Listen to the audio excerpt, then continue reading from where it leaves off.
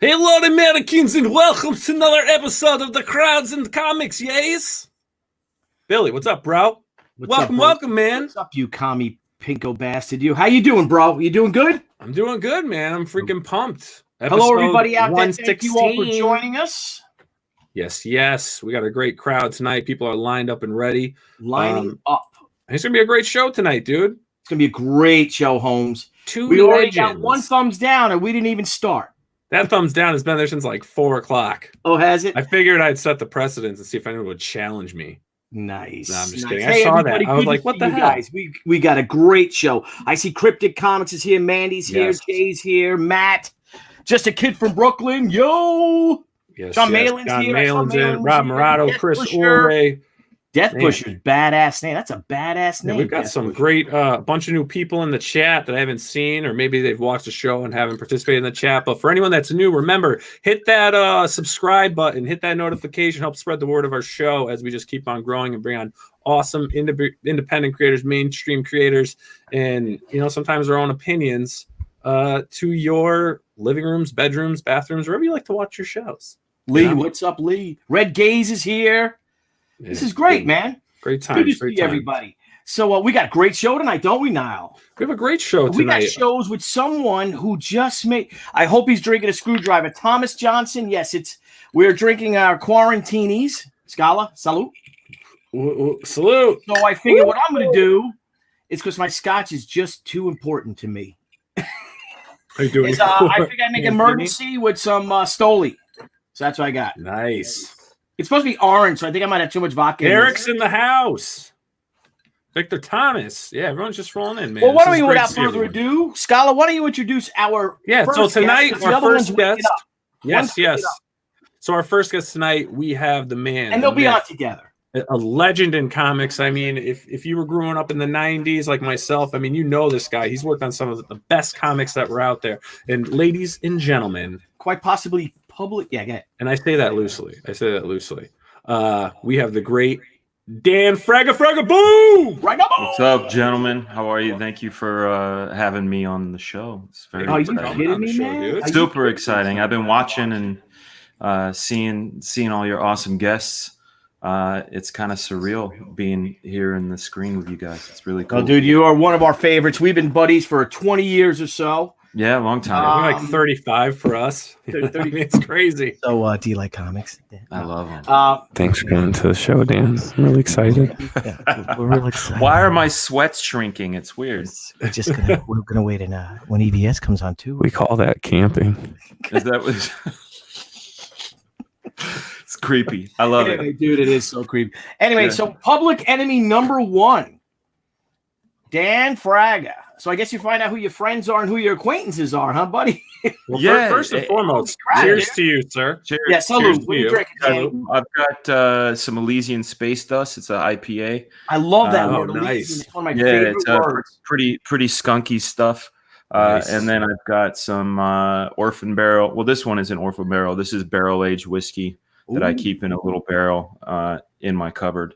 See, whiskey's a little too sweet for me. That's why I like Scotch. I prefer Scotch. It's bourbon, so it's on the less sweet side. You taste more if it wood. makes me angry, then I know it's good.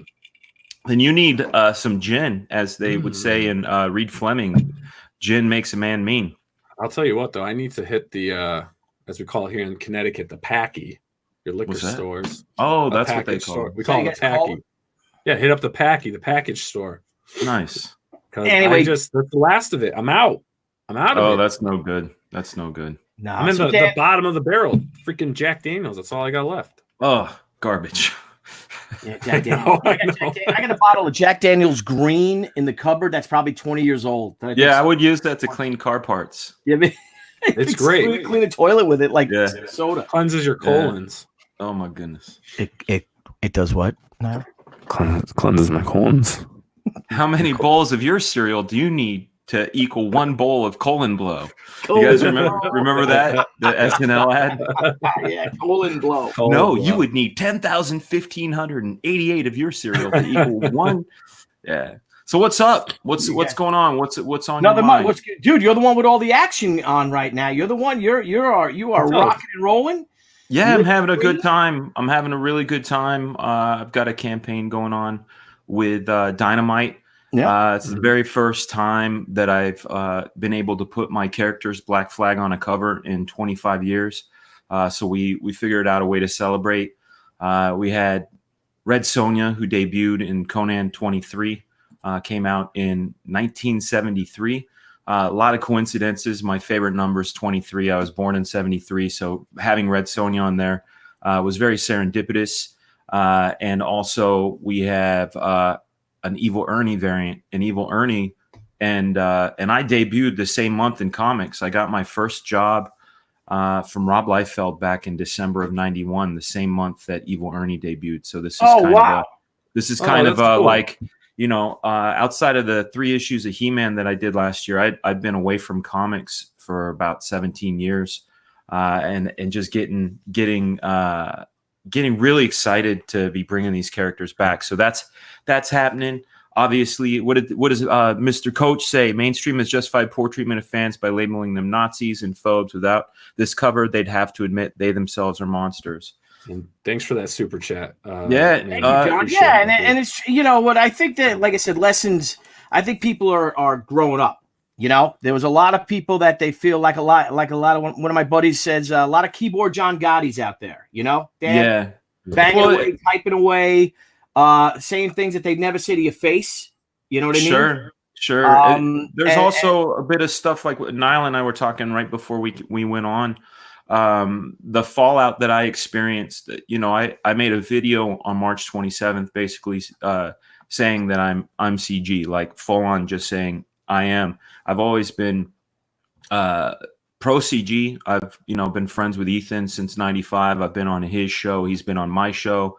I've backed his books. I've showed the world how excited I am to get his book, and then by watching his show, started seeing and meeting other people that I was like, yeah, these are good folks, and it was really, I was really compelled to go and make the proclamation. It was based on a few things. Number one, on March 5th, I conducted an interview with Todd McFarlane, and it went for 2 hours. I'm going to be posting that on my YouTube show in the next couple weeks. But he said some very powerful things about being a creator and about freedom and, answering to the person that you look at in the mirror every day.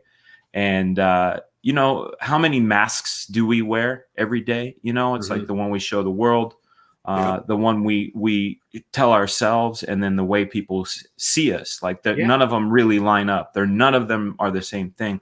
So I made a concerted effort to kind of line those things up, what had happened. It was sort of a chain of events that Todd interview had so many concepts and profound things that he said. I'm changing, like the title of my thing was going to just be Fraga Boom interviews Todd McFarlane. Very simple, but I'm changing it now to Todd McFarlane's Rules for Success, because it's that there were so many profound things. But then when I had like not a Twitter battle, but some guy was talking shit on Cyberfrog, and the groundwork he put down was about sort of the paper it was printed on. It's cheap. Ethan, printed it on dollar comic paper and charged this much and that. And I replied, not even in a negative way, it was just a matter of fact way, like, hey, I got the book. I paid my $25. I feel like I got every penny worth. In fact, when I got it, I was more than blown away. I already had high expectations, being that it was an Ethan book, and I was blown away. And I made a video that day. I put it on my spinner rack and spun my spinner and was like, yeah, my Cyberfrog's here, really stoked. And this guy, like, he just shifted gears into name calling, and then he attacked my career, called me a has-been, and what have you done? And like, what gives you, like, it just laced into me. And I'm like, holy shit. Who's this weirdo? Right. Yeah. Like what, but I'd heard about this type of person, you can call them an SJW. I call them wokies, because I feel like the word justice is actually a good word. Like, fighting for justice is what heroes do. These people are not heroes. They are trying to wrest control They wear victim clothing, but they're all a bunch of they're not even wolves, they're hyenas, right? They're out there. Jackals. Yeah, jackals and hyenas. Wolves are very noble. You're right, man. You're right. I'm a wolf, they're hyenas. I like that. That's way better. Think about it. But they come around, and then slide on my ass down hills. That same day, I had seen a tweet attacking J. Scott Campbell and the way he draws, and like the level of vitriol that was coming out of these people for the way this guy drew. Yeah. And then I also I had a Twitter back and forth with a lady like maybe a month ago. My political leanings are I'm not a Trump guy, but I'm also not a Trump hater. Like I believe you're a normal person. Yeah, if you exercise like you would talk to on the street, or someone you talk to at the grocery store if you go to a grocery store. So I'm like, if you actually went out to vote, you exercised your American right to vote, and your candidate got elected, that's how it's supposed to go down. But this person was saying something in regard to the Dilbert guy. I forget his name. Doug Adams, I think is his name, or Scott Adams. Sorry. And they said he should have all of his royalties stripped, his bank account drained, and should die homeless and poor, right? Because he supported Trump. And I just said, don't you think that's a bit draconian like that? Like this guy voted for someone else. He exercised his actual legal American right. He did a thing that we encourage. It's patriotism to vote. And you want this guy to be destitute on the street and rot because he didn't pick your guy. I felt like that whole mindset was something that I just cannot stand for. And I'm noticing that mindset exists, and it attacks upon comic books. And I started reflecting back on my own career and the kind of things that I like to draw, the things I've drawn. And I know that for these people, I'm going to be a big giant target. They're going to be mad at the way I draw toxic masculinity. They're going to be mad at the way I draw sexist, women. All of these things they're going to be mad at. Yeah, but wouldn't your toxic masculinity, wouldn't your rippled, black flag males look, isn't that kind of sexualized too? It absolutely isn't that overly sexualized? So is that okay to have a ripped? You're right. No, it's a double standard, man. It's a weird thing, because when I worked for Mattel for almost 6 years as one of their people that shepherd their content, I've worked on Barbie, I've worked on He-Man, I've worked on Max Steel and Monster High, and we would always get these angry mom letters like Barbie and Monster High are unrealistic expectations, but then you go, but you're cool with He-Man. Like, you know what I mean? But the difference is, and maybe it's my personality type, but if I see like a Fabio dude or a Jason Momoa or The Rock or any of these guys that the women swoon over, I don't feel insecure. Sometimes I feel motivated, like, yo, I need to go do my push-ups, I feel motivated, but I'm never mad at it, and it just seems to be like this weird thing where if there's this presentation like the Carl's Jr. ads, the girl, or I guess they're Hardee's out here on the East, but a girl eating a burger and looking. Oh yeah, those are great ads. Yeah, they were great. They sold a lot of burgers. Yeah. Well, what's weird is that we have right now we got 101 likes, and we have 4 dislikes. Yeah. And the way we look at things is that Nile and I have our own personal preferences, right? We have the things that we like. We have the people we like. We have the people that we support. There's no bones about who my friends are. But the thing is that this is also what we want to do with Crowdfunding Comics. For you guys out there, is that this show, we want to cover everyone. Yeah. We want to give all points of view, because we don't see that anywhere. All the YouTube shows are either, if someone has their own show, they have their own show. That's their point of view. We want to have an interview show and bring people on and hear their point to promote their books. If they put out good books, if they're cool people, then you're on our show. It's a wonderful opportunity. When you asked me on, I was like, that's cool. This is their platform. This is our friend. There's a lot of great creators. We've had people that are pro COMICSGATE on our show. We got a lot of crap for that. Then we have people that are anti COMICSGATE on our show. We get crap for that. And we get crap for that. And that's all things that we don't care. Here's the thing.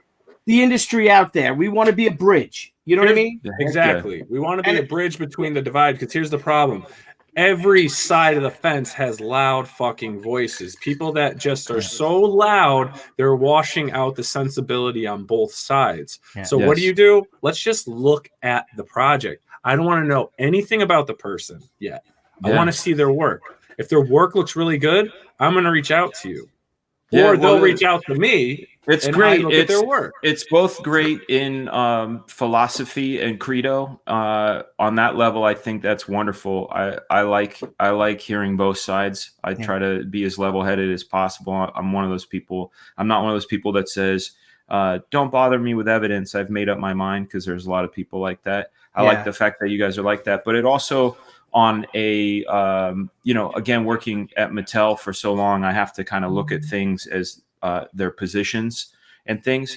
That makes that, we would call that point of difference. Your show has a point of difference that makes you different than other shows, which makes you kind of stand out. Like you're a gold needle in a platinum needle stack. It's like you're there, but you stand out for that reason alone, which is great. And plus, no one's going to tell me who I can and can't be friends with.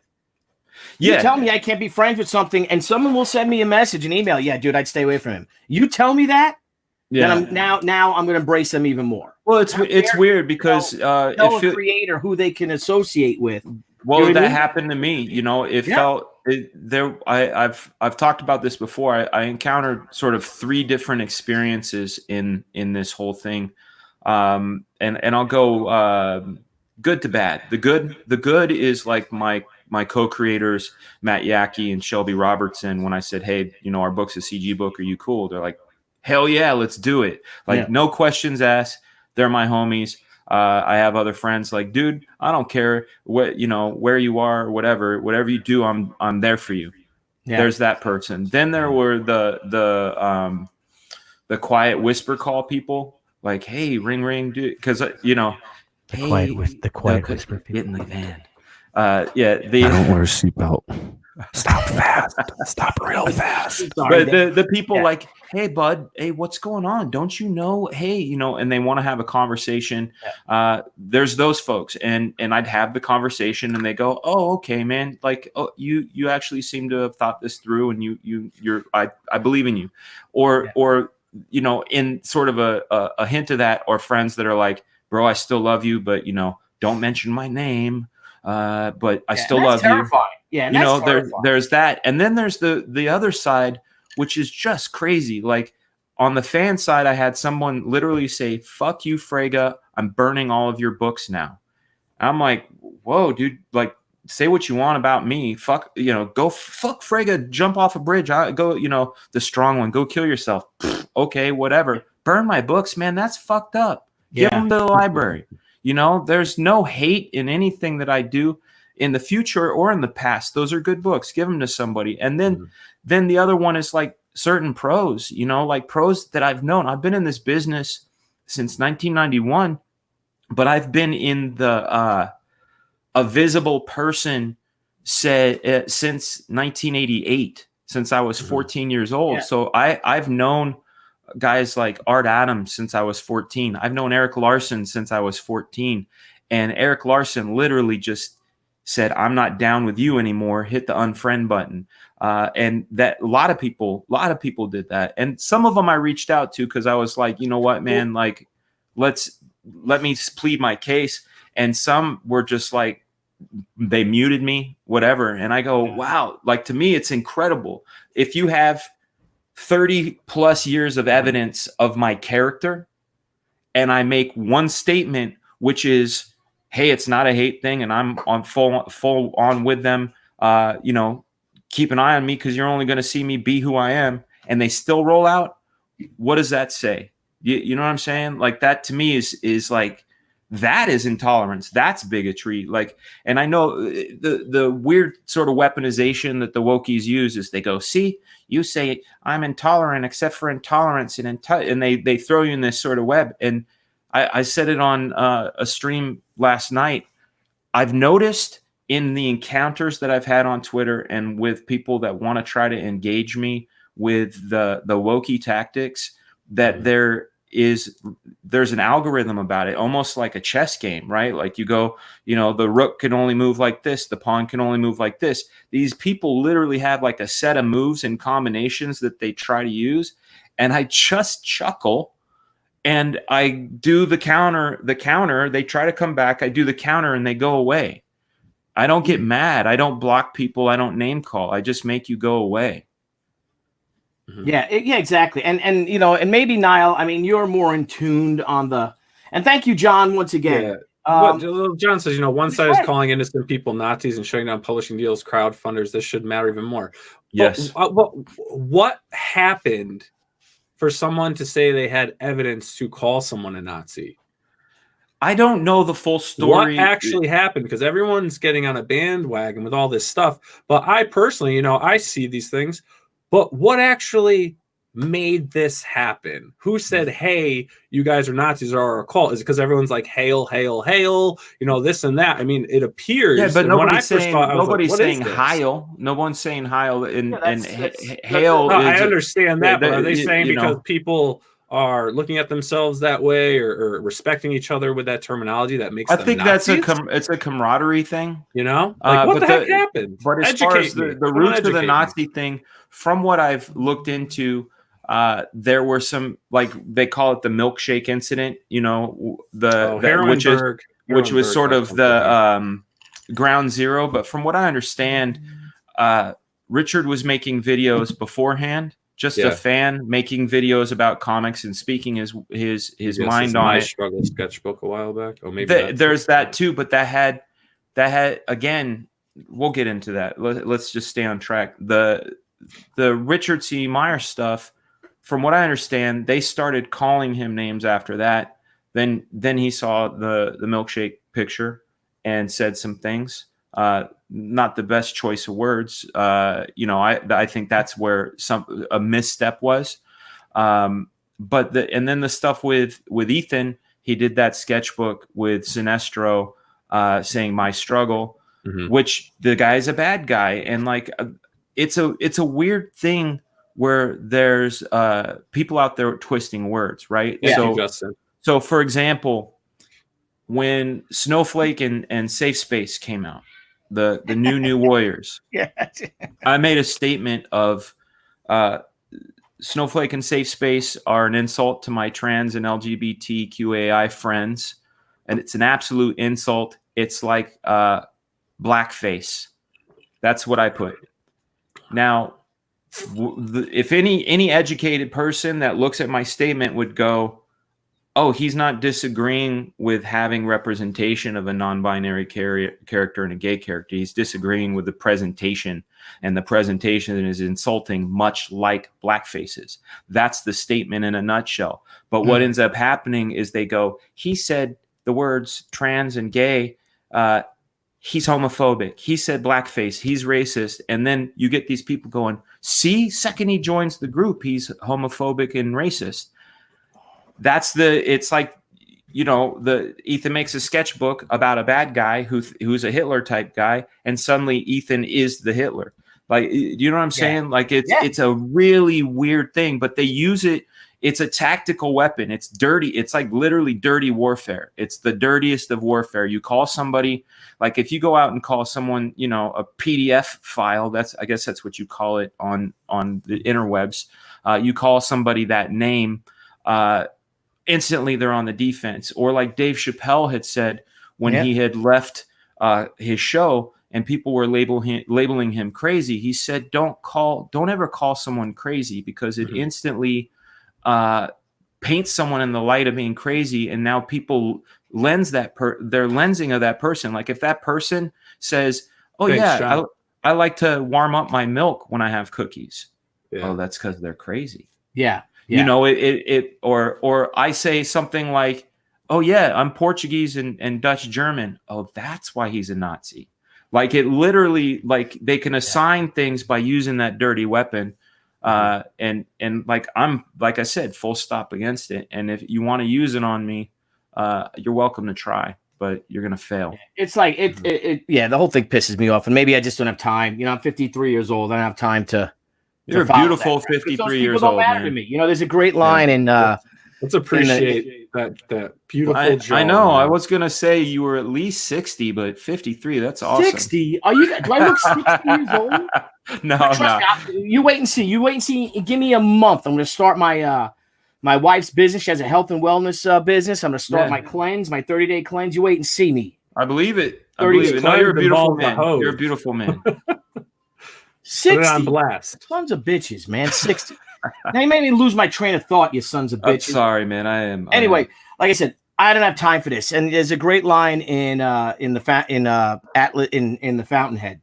And if anyone ever read the Fountainhead, the book, you guys got to read it. It's a great book. Ayn Rand. Yeah. I know people be hating on Ayn Rand, but if you're an artist, if you're a creative person, and you read that book, if you're not hooked by the first 50 pages, then put it down because it'll speak to you. And look at Lee, bastard. So anyway, so if you just swap your numbers, Billy, you get 35. That's me. Wow. What's it like? I totally forget being in my 30s. What's that like? Oh, my 30s are awesome. Let me just say, nothing's hitting the water. Can I finish my point? First of all, John Malin gave us a super chat, so we should post his super chat. He gave us another $5. The problem with talking into my mic like that, it fucks up the zoom on my camera. Yeah, John Malin gave us a super chat, so we. I posted it up, and I did say thank you, and I do understand where the hail comes from. I'm just saying, are these people? So my question was kind of like, do they think? Yeah, I've heard people say it's like a cult. It's like this. It's like that. Is it because they just don't understand kind of like the joke of everything? Yeah, exactly. Like, where do people? Where do they come up with these things? I try to find an understanding of all this stuff. Justin gave us a super chat. Billy called me a son of a bitch. Justin gave us a super chat. Yes. That's hilarious. There he is, Justin McClure. We are strong. They can't stand it. We are powerful together. It is their worst fear. Together, everyone's, they're independent creators, man. Everyone's doing their own thing. Yeah, I drew his Skeletor that he's got. I drew that. That's my drawing. Shut up. Shit. Yeah, no, that's cool. That's a space Skeletor from the New Adventures of He-Man. That's cool. There you go. Mogwai's up. So anyway, here's my point: is that there's a great part of the book, and if you guys can Google the film with Gary Cooper in it, there's a line where if anyone's familiar with the book The Fountainhead, it's about an architect, Howard Rourke, and Howard Rourke really stands by his convictions and what his vision is and what architecture should be. He doesn't want to push his ideals on anyone else. He just wants this. He wants to do what he wants to do, the art he wants to do, and people want that art. People want that, and that makes him very dangerous to others out there who want to push their own personal things on other people, whether they like it or not.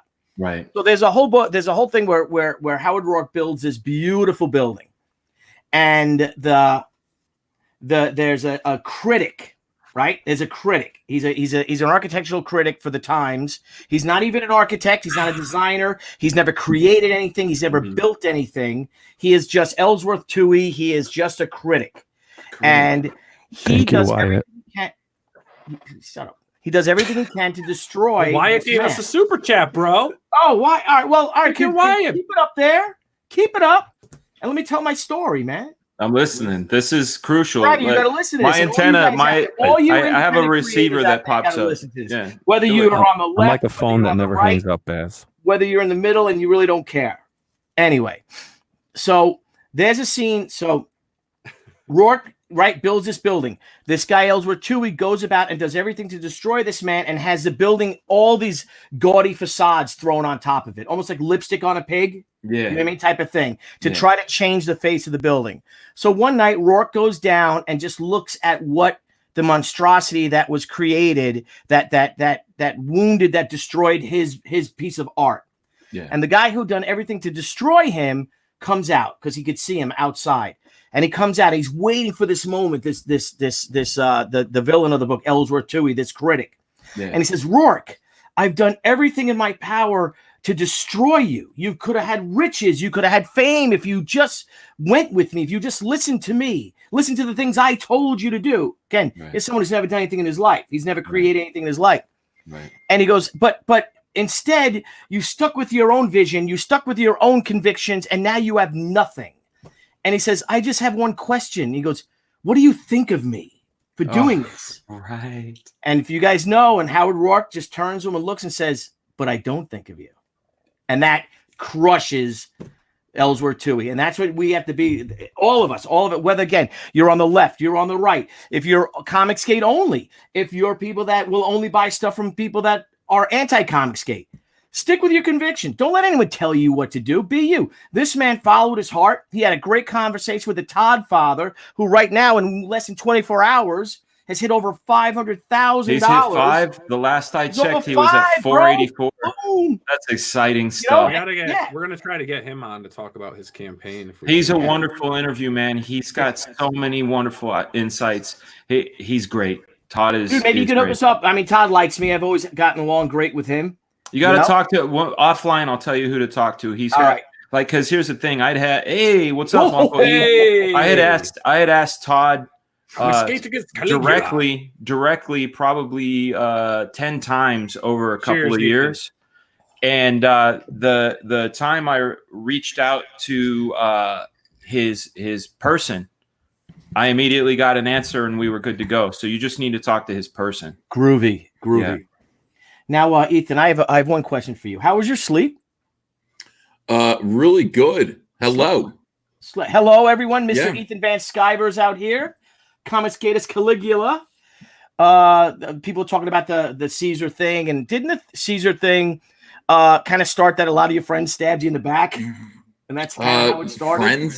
Friends. Yeah, exactly.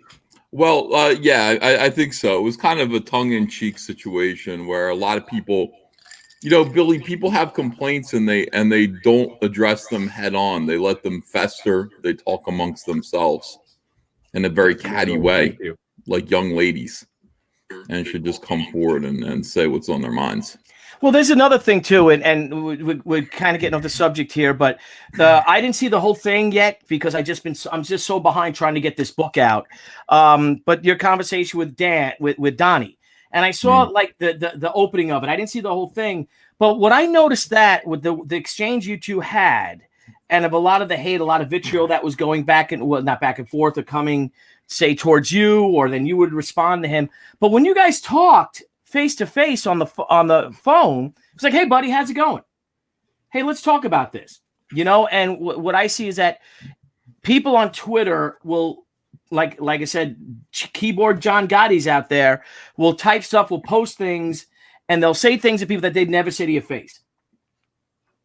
Yeah, well, that's definitely true. I mean, that's big on the internet. The internet. I think that's all they have. I think in Donnie's case, though, he was actually doing it in person, but not to your point, not in front of your face, but he was out there actively trying to paint Ethan and COMICSGATE in a bad light at conventions and things. Yeah, I mean that's a real thing. It's like there's some people who are actively working to hurt COMICSGATE. And they do it. I mean, they meet in face-to-face meetings and they use their influence to try to persuade people that COMICSGATE is a bad thing. And, it works.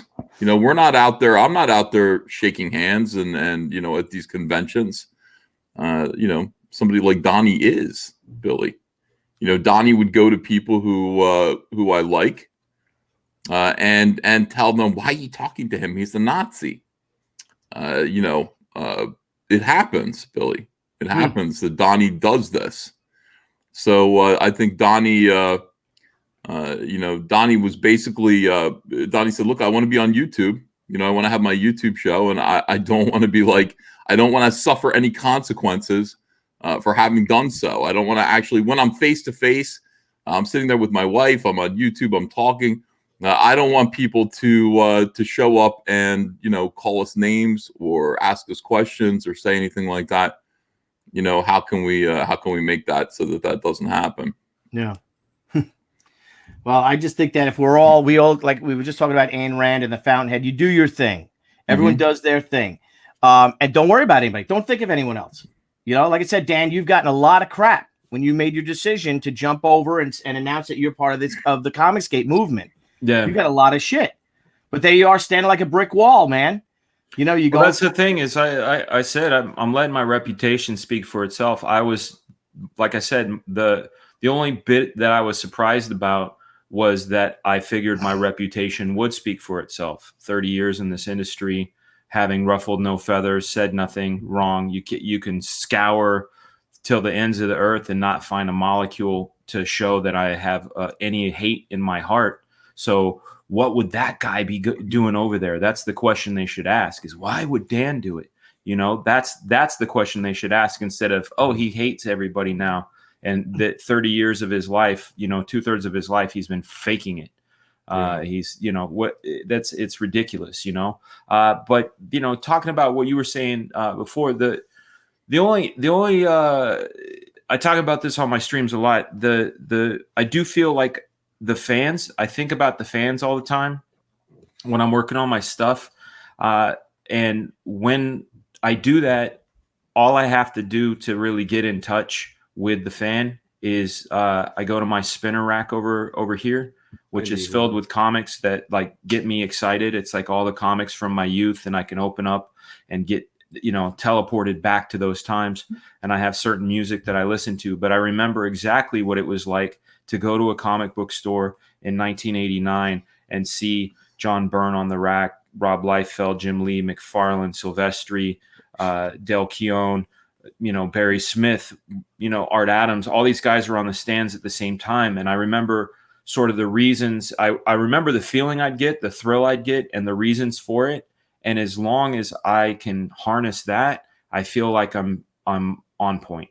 Like that's my North Star. That spinner rack is literally like my North Star. There you go. That's so cool. I love that. More importantly, though, I need a spinner rack. Yeah, you do, bro. Spinnerrack.com. Dude, man. I freaking for real? Yeah. Are they like actual? Are they like for my are they original ones or are they recreated? They're I mean, if you want to get an original, those are going to be hard to get in good shape because they were usually in like mom and pop stores, and you know, I want a rusty, squeaky one. Well, then you're going to need to. That's Craigslist. That's Craigslist or a flea market or a gun show or something. You need to. You know, I've got my old rusty, squeaky one that I've had. Geez, that's one of the first things I bought when she came out. I don't have the sign though. Hey, kids, comics. Can you buy the sign? Are you talking the rack itself, or the cover of the rack? See that little top thing where your fingers? Yeah, I bet you if you reached out to them, it would work. I know they do make reproductions of those. You can get them on eBay. Yeah, as long as I'm not sure because obviously it's pegged, and it's got to go in and have the sheet slid in. So if your spinner rack is even a millimeter off, it's not going to just sit in there. Yeah, I'll just smash with a hammer, bro. It's all good. Yeah. That's how I. Nile, you're blurry. Nile, you're blurry. There he is. You haven't drank that much. Ethan, you were just reaching for your spinner rack. What are you doing? The reason why is I've been collecting these. Now the spinner rack's original. It was located at a kind of little mom and pop shop or like a drugstore in Philadelphia. They put it up on eBay. I guess this guy inherited his uncle's estate, and this was among it. It was in his basement. That's nice. So it used to be in his store. This is original. It is rusty. The thing is collecting these DC Comics bullet little clips that used to kind of connect. You know, they used to kind of label these are DC books. I guess Marvel made some too. Oh, and that protects the books too, I guess, to a certain extent, right? Because I see. Yeah. I mean, these are hard to find. Every time I find one of these on eBay, I buy them, and they're very expensive because they're old plastic. You know, it's like most of them don't hold up. So, I also want to say something. You have a great rack, Ethan. You got a great rack, Ethan. You have a great rack. Hey, someday Nile. I'd like to touch your Nile. hey, wait a second. I just want to cup it and spin it. Doesn't it have a great rack? Doesn't it That have a freaking great rack. It's a big rack. big I rack? didn't realize it was that big. I love that rack. I hope Debbie's not watching. She's gonna come up. I hope she is. Ethan, anyway, I want to say we were talking about this earlier, and just thank you for coming on to our show. We already thanked Dan. We didn't really give you much of an introduction, and we apologize for that.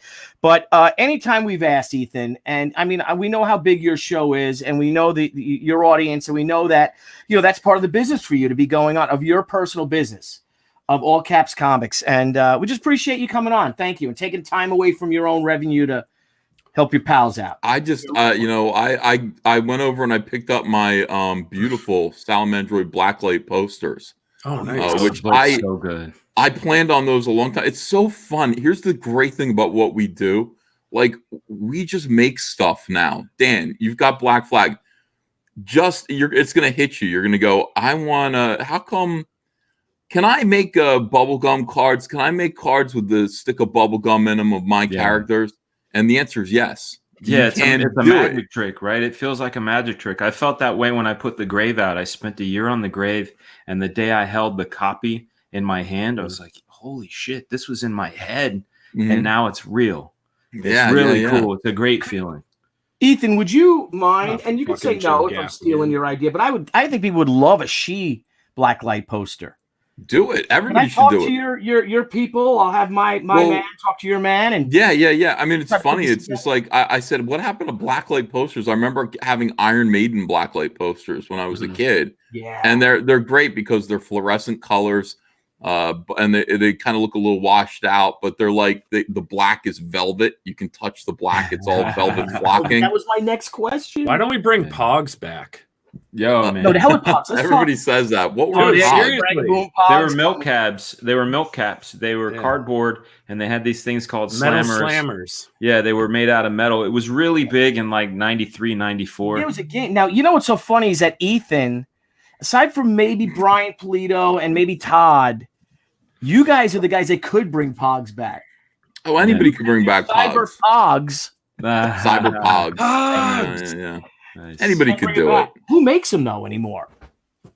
Well, you would have to decide that you'd have to just research that. Well, they came out of they originated the game, from what I understand, originated in the Hawaiian Islands.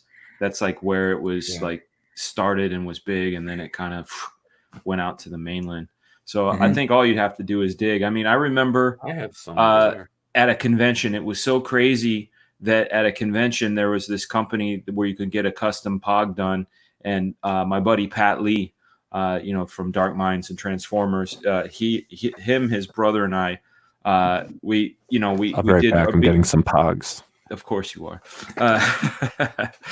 Pog it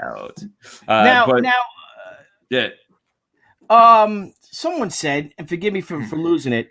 Now, these people are saying that I'm very old. They say I look like I'm 60 years old. Oh, it was me who said that. I said you look great. I said you look great for 60. Yeah. So do I look 60 years old? Not at all, dude. That was my joke. Billy, I really thought that you and I were closer in age. Apparently, there's like 6 years between us. I thought it was like maybe 1 or 2 years. 62. He says Billy had a Fats Domino Blacklight poster. Right here, guys. Here.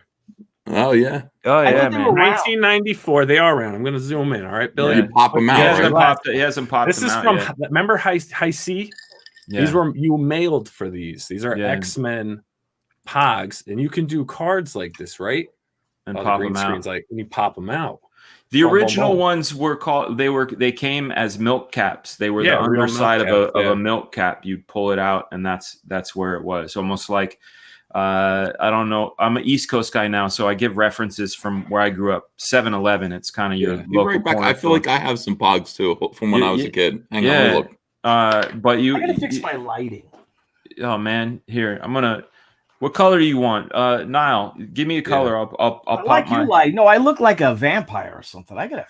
My buddy. Exactly. Eternally young, man. I look kind of tan. Well, like someone said in the shirt, your shirt looks like flesh.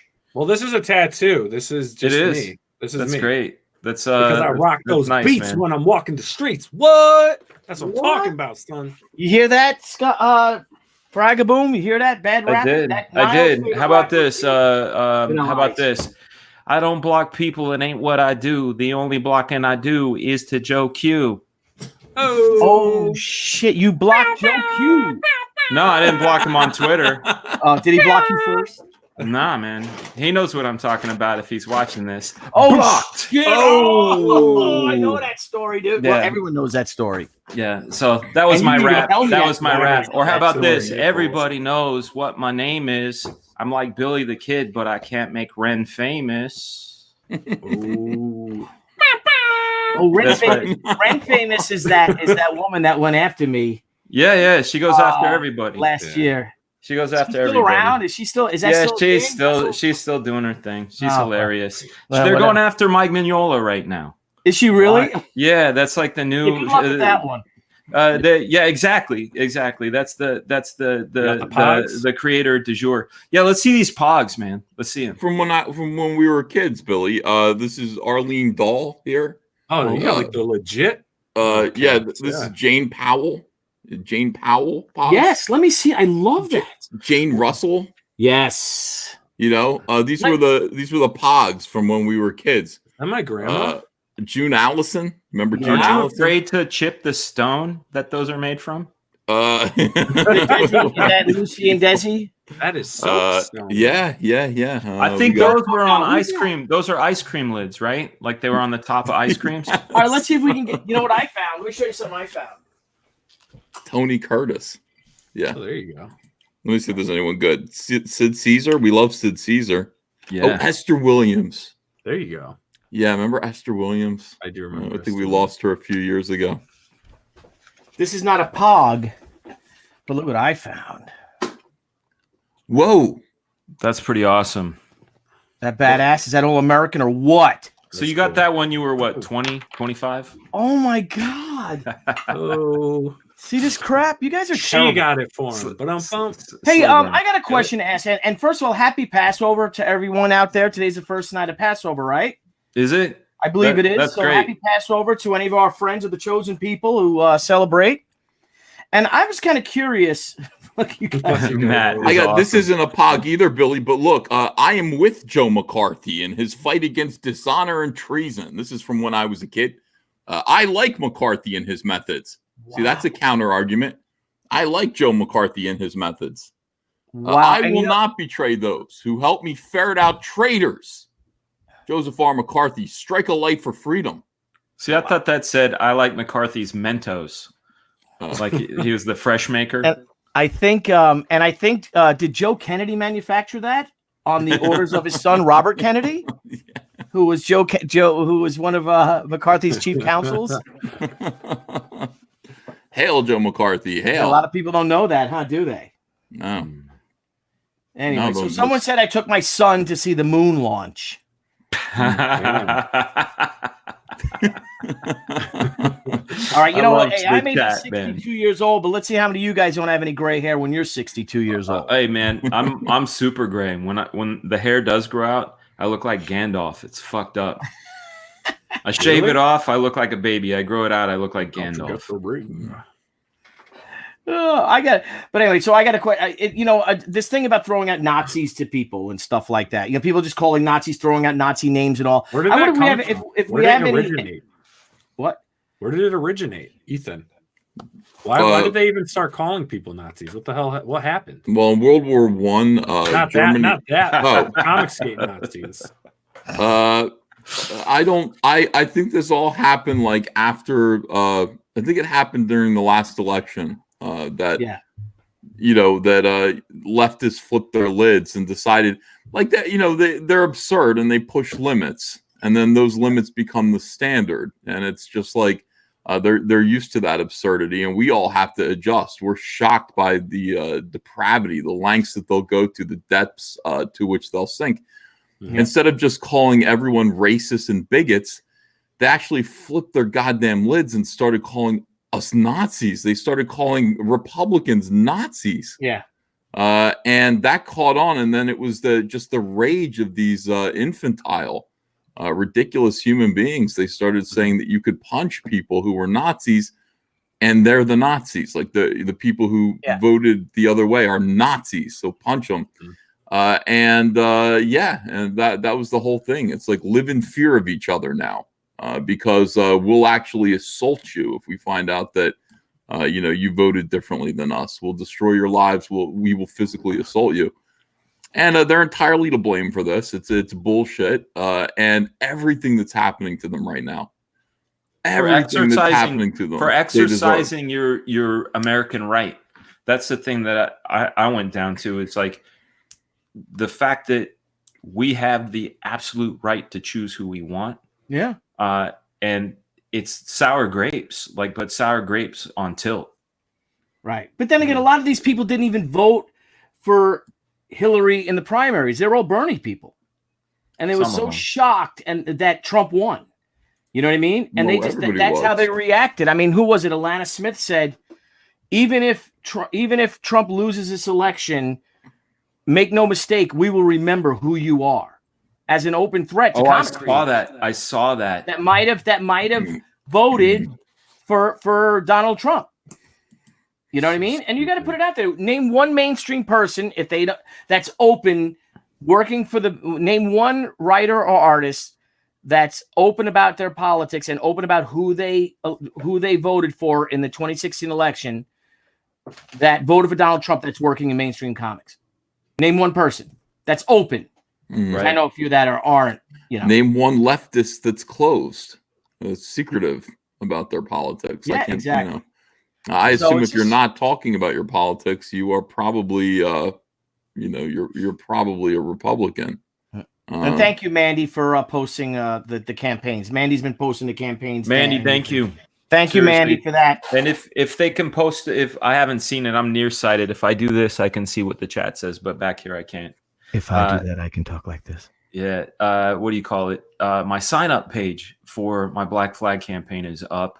And anybody that signs up for my campaign and is an early backer will receive a PDF download of issues 0, 1, 2, 3, and 4 of Black Flag just for signing up. All right. That's awesome. Yeah. Now, when is Black Flag launching, bro? April 25th. We're 17 days from now. I've been feverishly working on getting all this stuff together, and the story's written. Everything's great. I'm really pumped up and got my creative team going. We had a few shakeups, after we went COMICSGATE. I lost a cover inker. I lost my inker, and lost some other team, but we're back up and going. Zaid, I love nice. Phil. Phil's a good dude. Yeah, they're good boys, man. Good boys. Yeah, good. Oh, dude. nice. Congrats. So now, are you nervous? Thanks, Zaid. Dan, about the launch? You nervous, or you get anxiety? You get the little butterflies in your stomach before your campaign launches? No, this is my first campaign. The campaign I've got going with the Black Flag cover is with the awesome folks over at Dynamite. But this being my first campaign, I'm not nervous, man. There's not really too much I get nervous about. Like I get little butterflies, like when I have to go on stage, like if I rap or something, which is silly, I get nervous about that. But Black Flag, I'm excited. If that's the biggest emotion I have is excited. I'm dedicated, but I'm so focused on making the best version of this thing that I'm not nervous. I feel great. You're ready to go, man. You're ready for a prize fight, bro. I feel very informed. As far as the mechanics, I did my due diligence. I was actually one of the cool things about, like I said earlier, I'd been in the comic book business since I was 14. I've been a professional since I was 18, but I met guys like Mike Kaluta and Bernie Wrightson and these guys when I was a kid, like a real young kid. And I've known Polito for a while, and I reached out to him back when I was going to start my campaign. This is before I had said I'm CG. And I wanted to understand crowdfunding to its fullest. And Polito was kind enough to give me all the research I needed on Indiegogo, all the research I needed on Kickstarter. So I got an understanding of the mechanics of things. Yeah. I also had a really good happenstance of working. I worked in print before I worked in comics. I worked in the print business. I also worked for Diamond Comics for a while. So I have a sort of a cursory understanding of pre-press and kind of what things cost and the processes of things and the asks that you have. And I also know what I want out of my book. I know what my what my goal is. And I feel like if my team is covered, I can pay for my colorist, my inker, and my letterer. And I have all-stars. I've got Matt Yackey on colors. I got Shelby Robertson on inks. And I've got Ken Brusniak from American Flag and Punisher and all those really good books. Ken is doing my stuff. As long as I can cover them and my time, it's like I have my kids and my family and everything that I'm taking care of. And so when I'm working, I like to say I'm paying myself a page rate. I have my corporation and I'm looking at what this makes as something that goes into an account, and I'm an employee of that. So as long as I make my page rate, my guys make their page rate, I can pay for printing and fulfillment and all the stretch goals and promotion. If I break even, I'm good. And I really, crunching the numbers, I'm very confident that I'll hit that number. Not in a high expectation way. It's just I've costed it out in a way where I know it's not that high. So my nerves are non-existent other than excitement. There you go. You're ready to go, man. You're ready to rock. Yeah. Now, Ethan, you just came off the biggest crowdfunding campaign of all time. Of the century. Right? With Cyberfrog. In comics. Todd McFarlane is currently kicking my ass upside down. In comics. He's kicking everyone's ass in like 500,000 in like 8 hours. You can. It's crazy watching his ticker. You can actually watch it in real time. You can, and it's like rolling over. And you're like, it's like a muscle car in reverse. You I haven't backed it yet. I'm gonna back it. I'm gonna back. Awesome. I'm gonna back it too. Yeah. $40 is a good buy-in too. What a great! I'm glad he took my advice. He's doing really well, So anyway, so you came off before Todd came in today, right? And Todd's also, this is a toy. He's a toy manufacturer as well with his comic books. So it's a totally different category as well. Coronavirus. But you've come off Corona EBS. I'm okay. I'm just kidding. So you've come off with.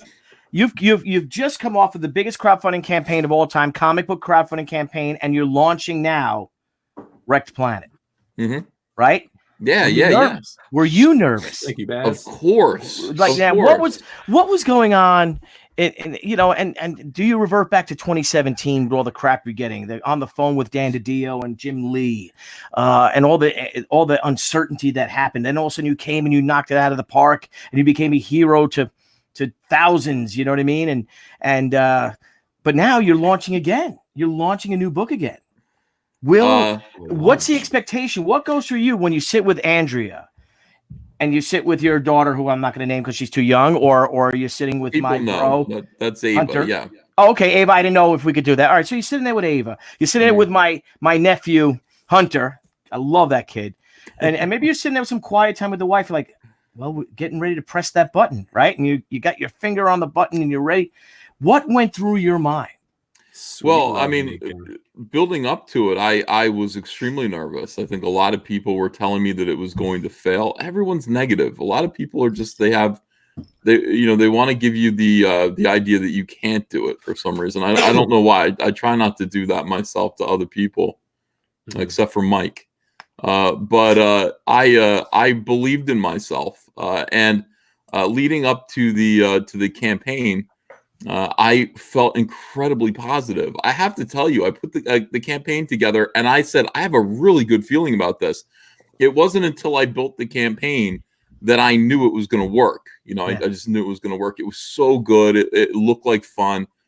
The honeycomb box is obviously like such a good perk. It's such a good thing to buy, and that is doing fantastic. We've almost sold through half of those right now. Wow. So good times. And the book, I have to say, just that I'm showing preview pages that are just despair. You get a little glimpse of Cyberfrog and Lily there at the end, but it's over. Like the ball game's over and Earth lost. And it's like now you've got 20 years that have gone by since Cyberfrog was put down by the Vespis invasion.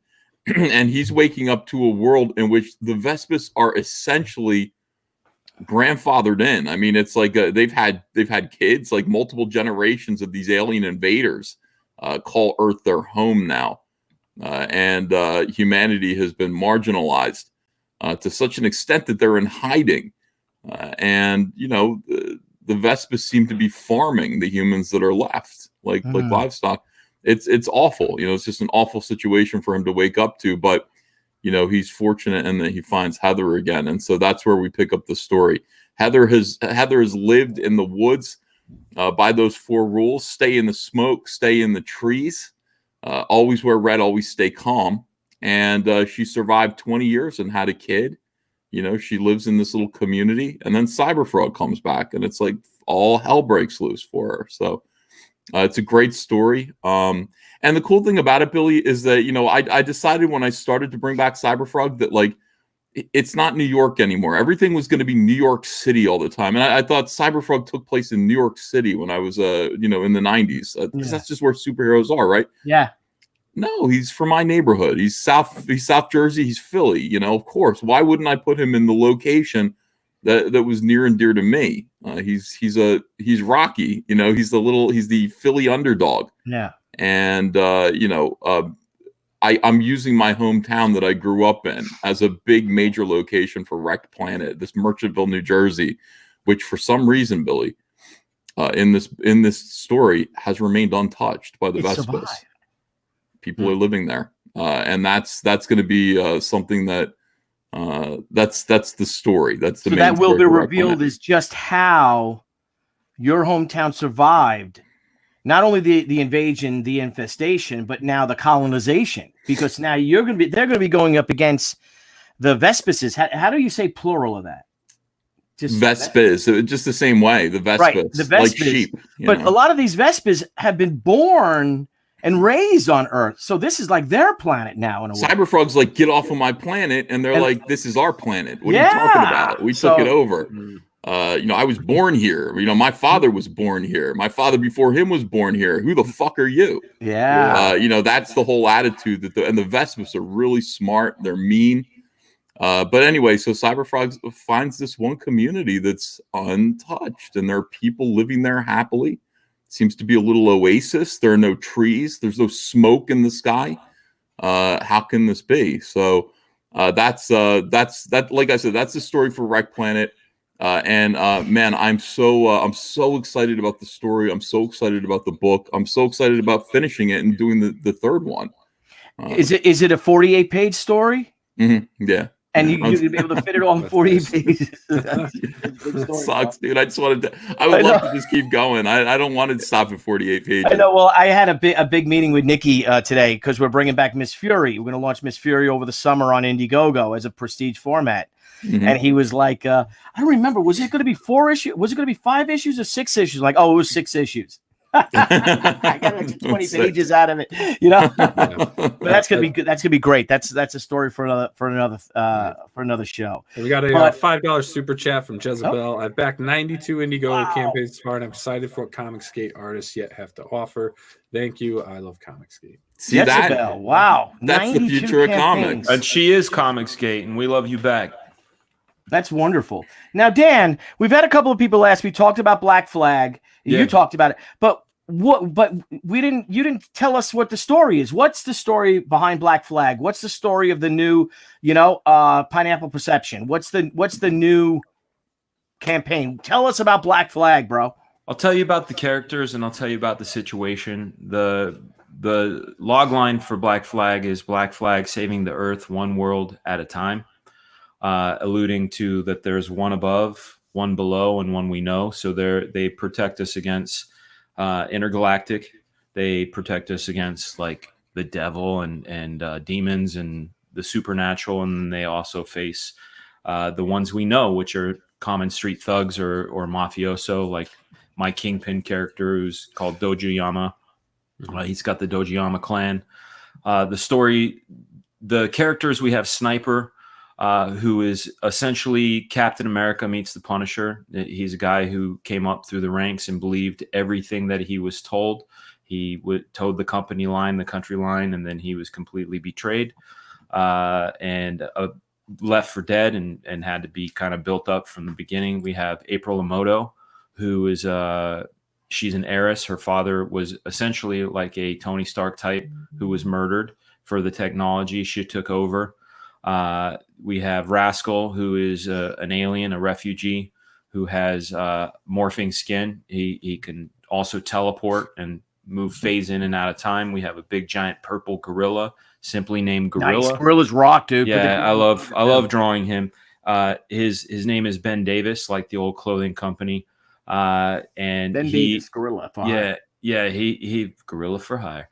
He is essentially one of the ways in my head that I have sort of when I tell people about it, I say, Sniper is Captain America meets the Punisher. Geisha is a female Tony Stark. We have Raiden, who's essentially my timeless Doctor Strange type. We have Gorilla, who's like the Beast meets the Hulk. And we have two kids. We have Bubble and Spot. Bubble is the original safe space. She forms impenetrable bubbles around either her foe or uses them as protection. In my story, it starts off, there's a sinkhole in Dagger City, which is kind of a combination between New York, San Francisco, and Tokyo. There's a sinkhole. All of the utility drones, cleaning drones, sweeping drones, all these things have disappeared. There's a sinkhole in the middle of the city. The military has been called in, and suddenly this creature comes out of the sinkhole, and it's amalgam of the dead, this weird sort of muck, and these pieces of these utility drones, and they're ripping the military apart, and Black Flag is called in. So we start off this scene, and we basically find out that this sinkhole is possibly the gate to hell. All I can tell people about this, because there's a lot of plot twists, if I was to say tell me about Sixth Sense, and I say, there's a surprise, like you can't really give it up other than that this thing happens. I know what the name of Black Flag 2 is called. Black Flag 1 is Pineapple Perception. Black Flag 2 is called Black Flag WTF. WTF is Walk Through Fire. But I want people at the end of Black Flag Pineapple Perception to literally say the words, "What the fuck?" Yeah. And then the next one is Walk Through Fire. And you're going to do it. So basically you're going against, comic book norms of the norms du jour, if you will. How's that, Nile? That's pretty good, right? That's good. You're doing a no holds barred, fuck the world, 90s mashup, 1960s, Silver Age meets modern age. The way I've been describing it, the way I describe it is if you took every Michael Bay movie, all the Rambo movies, all the Arnold Schwarzenegger movies, every single 90s comic, poured 2 liters of Mountain Dew and Monster drinks, and then got some delicious breastises, some nice Cambodian breast milks, and squirted it all over and shook it up and made that the printing ink for Black Flag. That's Black Flag. There is, you go, bro. 90s Cambodian breast milk to prevent fading, right? It does, and it increases retinal dilation, so your eyes are like just fucking huge when you look at it to soak in all the details. And Death Metal Hero, thanks for the super chat. Can't wait to find out what's up with Spot. My man, he's paying attention. Dude, tell us about Spot. Spot's missing. Don't ruin. No, Spot's missing. He's I've purposely left him out of the Dynamite Forces, the Dynamite Comics. I keep calling them by their old name. I've known Nick since '93. Spot is noticeably missing from the team shot. He's missing, and we're going to find out why in the book. He has the ability, and I based this ability on two things when I was a kid. When I was a kid, we were poor. I grew up on a chicken farm, and toys came on Christmas and birthdays, and not a lot. So I used to say things like, man, I wish I could just reach into this Sears catalog and take that G.I. Joe base out. I wish I could reach into the television set and grab that, that hamburger, right? Well, Spot can do that. And it was one of the things that I wanted to do. And then there was this really awesome Ninja Turtle one shot for Donatello that had Jack Kirby in it with his magic pencil. Whatever he drew would come to life. Yeah, it's great. It's like one of my favorite of the Turtle books. They had one for Michelangelo, all the turtles, but Donatello had a neighbor that lived downstairs named Kirby who had this magic pencil, and whatever he drew would come to life. So that's cool. I basically combined that desire as a child with that comic book idea and created this character called Spot. But he's missing. He's not on the cover. He's not in this first adventure. And we'll get into that. Well, speaking of covers, do you have, I know you said you lost some collaborators, right? Yeah. Because of your decision to join the COMICSGATE movement. That's correct. Do you have anyone else doing any variants? Any cool variant covers by artists or anything like that? There's no variant, but there is. Look at how beautiful that beard is. My God. I got you that. I got you that. Is that the one I got you? Is that made out of like some boar's bone or something? Talking about it. What is that made from? I was like, this is the most useful gift I've ever been given because I use it every single day. Billy Tucci gave it to me. Oh, it was a gift of friendship, my friend. Why did I get a curling iron? Yeah, yeah. I got this is much better. I got lotion. I got lotion. I got to get the oil because I don't have a beard, so I didn't get. Debbie's like, "Did you get the oil?" I'm like, "What? Beard oil." So I got beard oil. I got beard oil. Oh, you do? Okay. You have the beard bomb. I totally forgot what we were talking about. This, yeah, we did too. The whiskey and beer has hit me. It actually hit me. So, but no, I'm super stoked. There's no variant cover, so you're just. So that's where we are. So here's what I'm having. Back in 1993, I had Todd McFarlane had inked the cover of my black and white preview book. My cover, the cover of Pineapple Perception, is my character is bursting through that cover a lot like Giant Size X-Men #1. Mm-hmm. And I talked to Todd about this to get his permission. So the cover is technically a Dan Fraga, Todd McFarlane cover. So, cool. So it'll have Todd's name. His name will be in the campaign. He's fine with it. The original inker, I won't say his name, but I worked with him for 10 years. But he was supposed to ink the other part, so it was supposed to be like this cool trilogy of people. But is it the inker that's in this super chat? No, Shelby's awesome. Shelby's gonna be inking the new part of the cover. So it's gonna be McFarlane, Robertson, Fraga. It's gonna be like a nice conversion, but that happens. But as far as variants, we're gonna be doing a color version, a line art version. Then there's going to be a special 25th anniversary version of Black Flag 1 that we're going to offer as like if you buy the black and white and the color and buy this third one, you get sort of a group deal, and it's like an exclusive to this campaign version of Black Flag #1, the 25th anniversary, because we debuted the color version in January of '95. So this is legit like 25th anniversary stuff. Well done. Confirmed? Well done. Now, Ethan, we have in the title of our show is pencils down.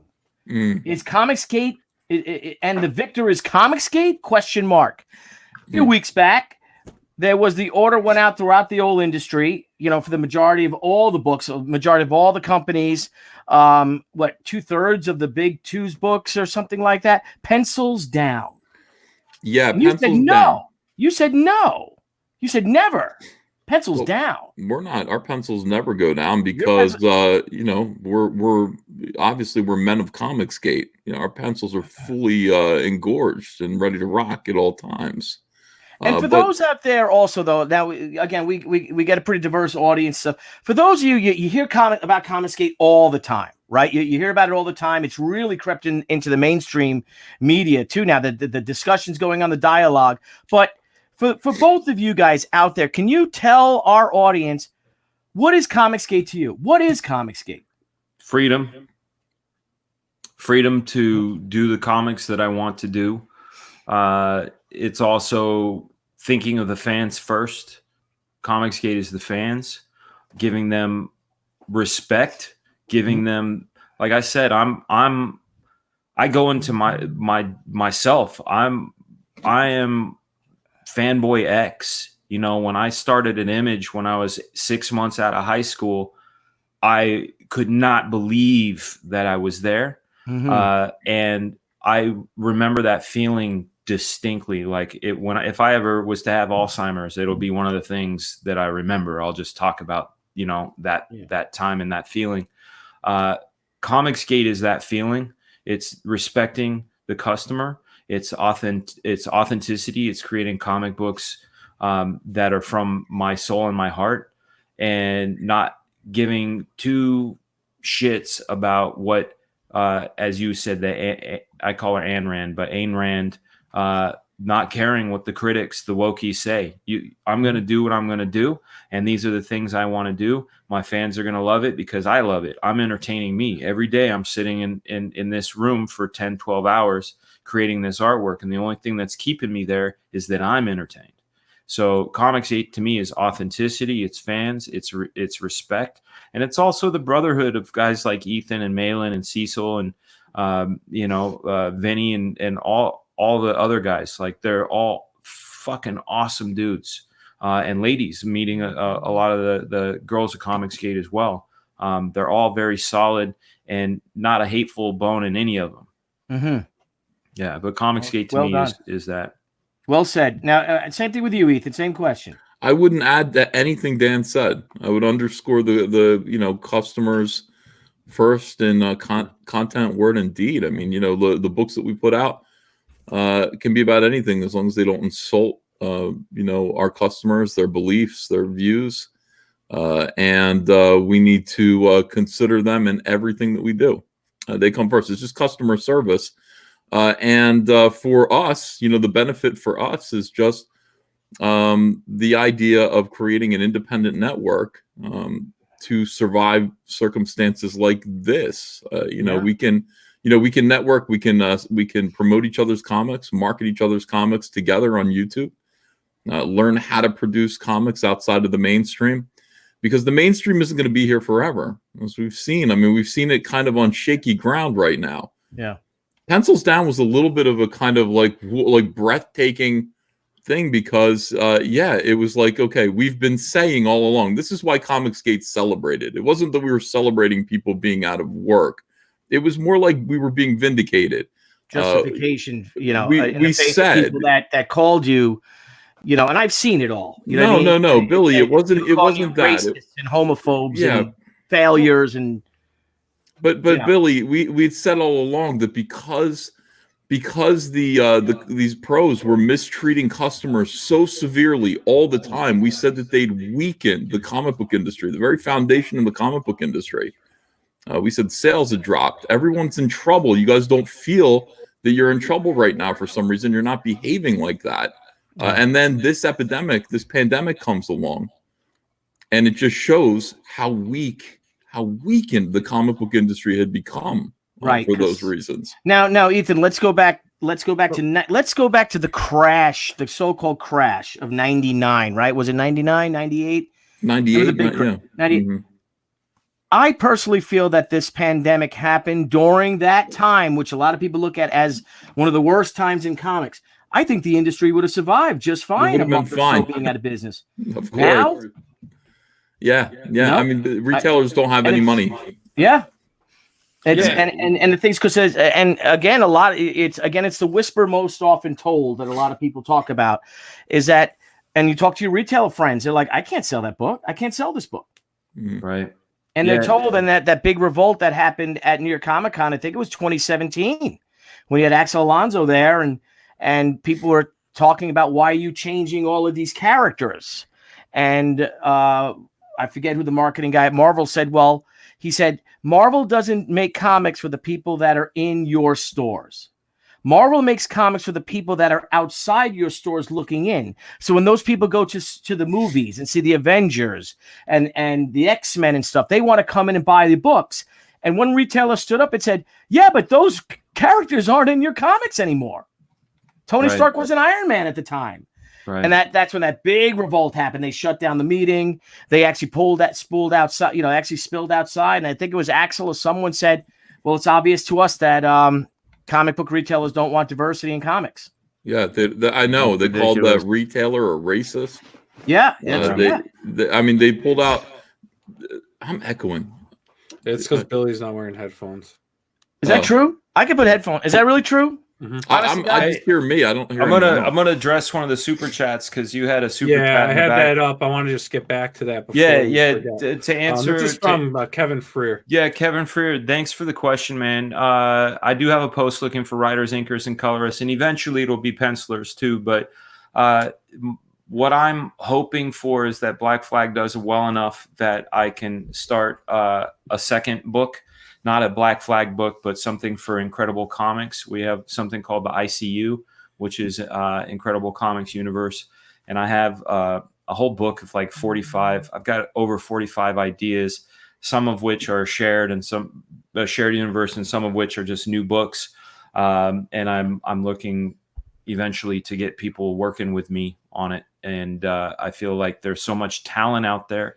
And that for me, one of the things that I want to do if and when Black Flag is a success is start creating jobs, especially regarding like my whole thing is I've never used, and this is no disrespect to my brethren, but like I've never used the hashtag pencils down because my whole, and this is what makes COMICSGATE a beautiful thing, is we can have views that are different. Mine's not even in opposition. I wasn't part of COMICSGATE when these hurtful things are said. Now that I am and I see them, I'm not offended by these people, but I want to educate them, and because their shit is asinine, and they were trying to hurt my friends. So I don't know. I want them to shut up. That's for sure. But my whole thing, and I made a video about this, is pencils up. Is people whining, complaining about, oh, I don't have a job and blah, blah, blah. Well, do you need the other company's toys to make your shit? Or do you have your own ideas? Are you a creative spirit, or are you a hired wrist? Are you a wrist? Because then pencils down, go play your brand new video game and wallow in the quarantine. Or is it pencils up? Is it, hey, you know what? I'm stuck in here. I've got time. This is actually a kind of a gift. I'm going to go kick some ass. And those are the people I'm looking for. I'm looking for the kind of people that take the initiative and say, no, I'm going to go create right now. Those are great. Those are real creative people. That's right. Well, that's what we're doing is and like Brian Polito and I always love to talk that we're outlaws. We're making outlaw comics for outlaw fans. Word. That's great. And that's what you guys are doing right now. You guys are outlaws. And it's really resonated with people. People, especially Americans, we all look at ourselves as outlaws and outsiders, and people, going against the mainstream or the norm, and it's pretty cool, Mm-hmm. But that extends to all the independent movie. You're gonna be an outlaw, man. Because there's nothing better than you doing your book and having someone come up to you to ask you to sign it. And I've signed lots of books for DC that I've drawn, Marvel books.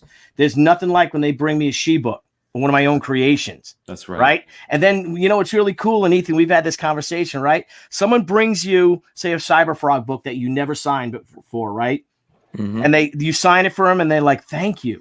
And you're like, no, dude, thank you. Yeah. Right. I mean, it's so fulfilling because you changed my life by buying these books. Yeah. So the cool thing is you got to, it's again looking both ways. Like you said, you're a very fan consumer based movement, I guess. You're giving the fans what they want. You listen to the fans and you're responding to them, and you see the fans responding back to you. That's why how huge your campaigns are. I think Ethan, you're something like $20,000 away from $500,000. That's awesome. Unbelievable. I mean, it's wonderful. Yeah, it's great. So we had a super chat. Should we read the super chats too? Yeah, let me get to some of these super chats. Really, you guys, quick. I feel really hungry though. I want some kumquats. You guys know anywhere I can get some kumquats? Actually, the Starbucks near me has a kumquat tree. Do they? Can I just if I brought a Ziploc bag, can I get some, or should I ask first? What the hell is it? I think I know what it is. A citrus fruit, Yeah. Yeah, I'm just hungry. I don't know. Sketch Therapy, thanks for the super chat. COMICSGATE is a consumer revolt against bad products and bad customer service among the Among the revolted are creators who offer good products, good customer service. That's 99% fans of every race, creed, and preference. Okay. So that's a good explanation, I guess, there. And then you have Lee Ditzworth. I'm concerned about Shelby Robertson being on a campaign. He bailed on a 2015 Kickstarter campaign. Madam Satan owes me $60. He owes you $60. Well, hit me up. Is that one of you guys? Yeah, he's my anchor. Hit me up. I'll pay you that $60. I know Shelby. If you really want that $60, I'll vouch for Shelby. I'll cover him.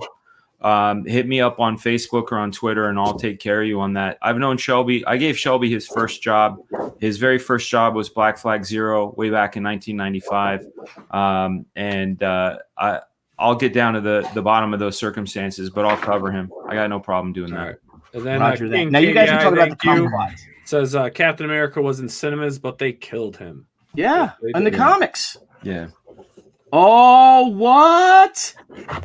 We got to go full bleed on that one, Scala. Look at that. I need that, man. I wish I had chipped down on that. I saw those pictures on Facebook today, and I was like, yo, I need that so bad. Are you going to offer those again, or are they just done? Dunzo. Well, no. I printed 500. These are expensive to make, Billy. When you make the velvet, right? Yeah. They're expensive. I printed 500 of them. I guess we've sold more than 250 of them. Save one for your friend Fraga, man, please. I will. I'll ship you one. Andrew will roll one up for you and ship it to you. Hell yeah. I'm gonna get a black light just for it. Yeah, I have black lights. Just saying. Yeah, I got weed. It's so cool. It's a beautiful poster. Like, I mean, I really want. I got the weed. Any differently? Did you do a different color scheme to go with the black light, or can you use the? You can use. I mean, who's calling somebody? Color. Me. He's calling Deb. Honey, come up here real quick. You got to see this. What? Ethan's got a black light poster. We got to do one of these. You got to see it, honey. Come on. Are you watching down there? No, I'm half asleep. Oh, she's half asleep. All right, go to sleep, honey. Remember I didn't get much sleep last night. I'm sorry. Oh yeah, I do remember that. That's what she said. All right, bye, honey. It smells all chemically. It smells good. No, it smells like. So the coloring, yeah. Remember those great oranges and pinks and purples and greens. The size. How? Yeah. So did you test the color scheme or anything like that against the black light to? No, I haven't even used a black light on it yet because I don't have one. Andrea was like, we got to check out. I know a head shop. I was like, you do? She's like, I know a head shop where we could get a black light. And I said, is it open? She said, I don't know. Why wouldn't it be? Right? I mean, it's Amazon, dude. Amazon is it. Yeah. Amazon is it. Cool. My first experience with black lights was actually Tron. You guys remember the Tron video game? Yeah, the Tron video game had that black light, and you'd walk in, and your clothes would glow, and you would see like your dog hair and whatever. And I thought, man, this is so cool. So I thought like a Tron black light poster would be cool, but Salamandroid is now the top of my list. I'm gonna do a Cyberfrog one now. I think the key is just to make sure it's colorful, and that's it. And they actually will go ahead and recolor it, I mean, with just fluorescence. Yeah. I was worried about it. But I looked at it. He's blue. He's got that nice pink tongue, and the eyes. I thought it would glow. I thought it would light up. Is that done in New Jersey, or is that done somewhere like Canada, or like? Are you? We'll talk about that, Billy. We'll talk about that, and I'll give you all the information because I don't know, and I would have to find out for you. Thank you, my friend. Yes. Is it That's true? Good friend. Thank you, my friend. Is it true, Ethan? Is it true that you have an Incredible Comics Twitter account? That is an unofficial Twitter account. See? No, just busted. Yo, this is the thing that I found really kind of crazy, right? And this is how I knew I made the right decision, and it actually gave me even stronger resolve.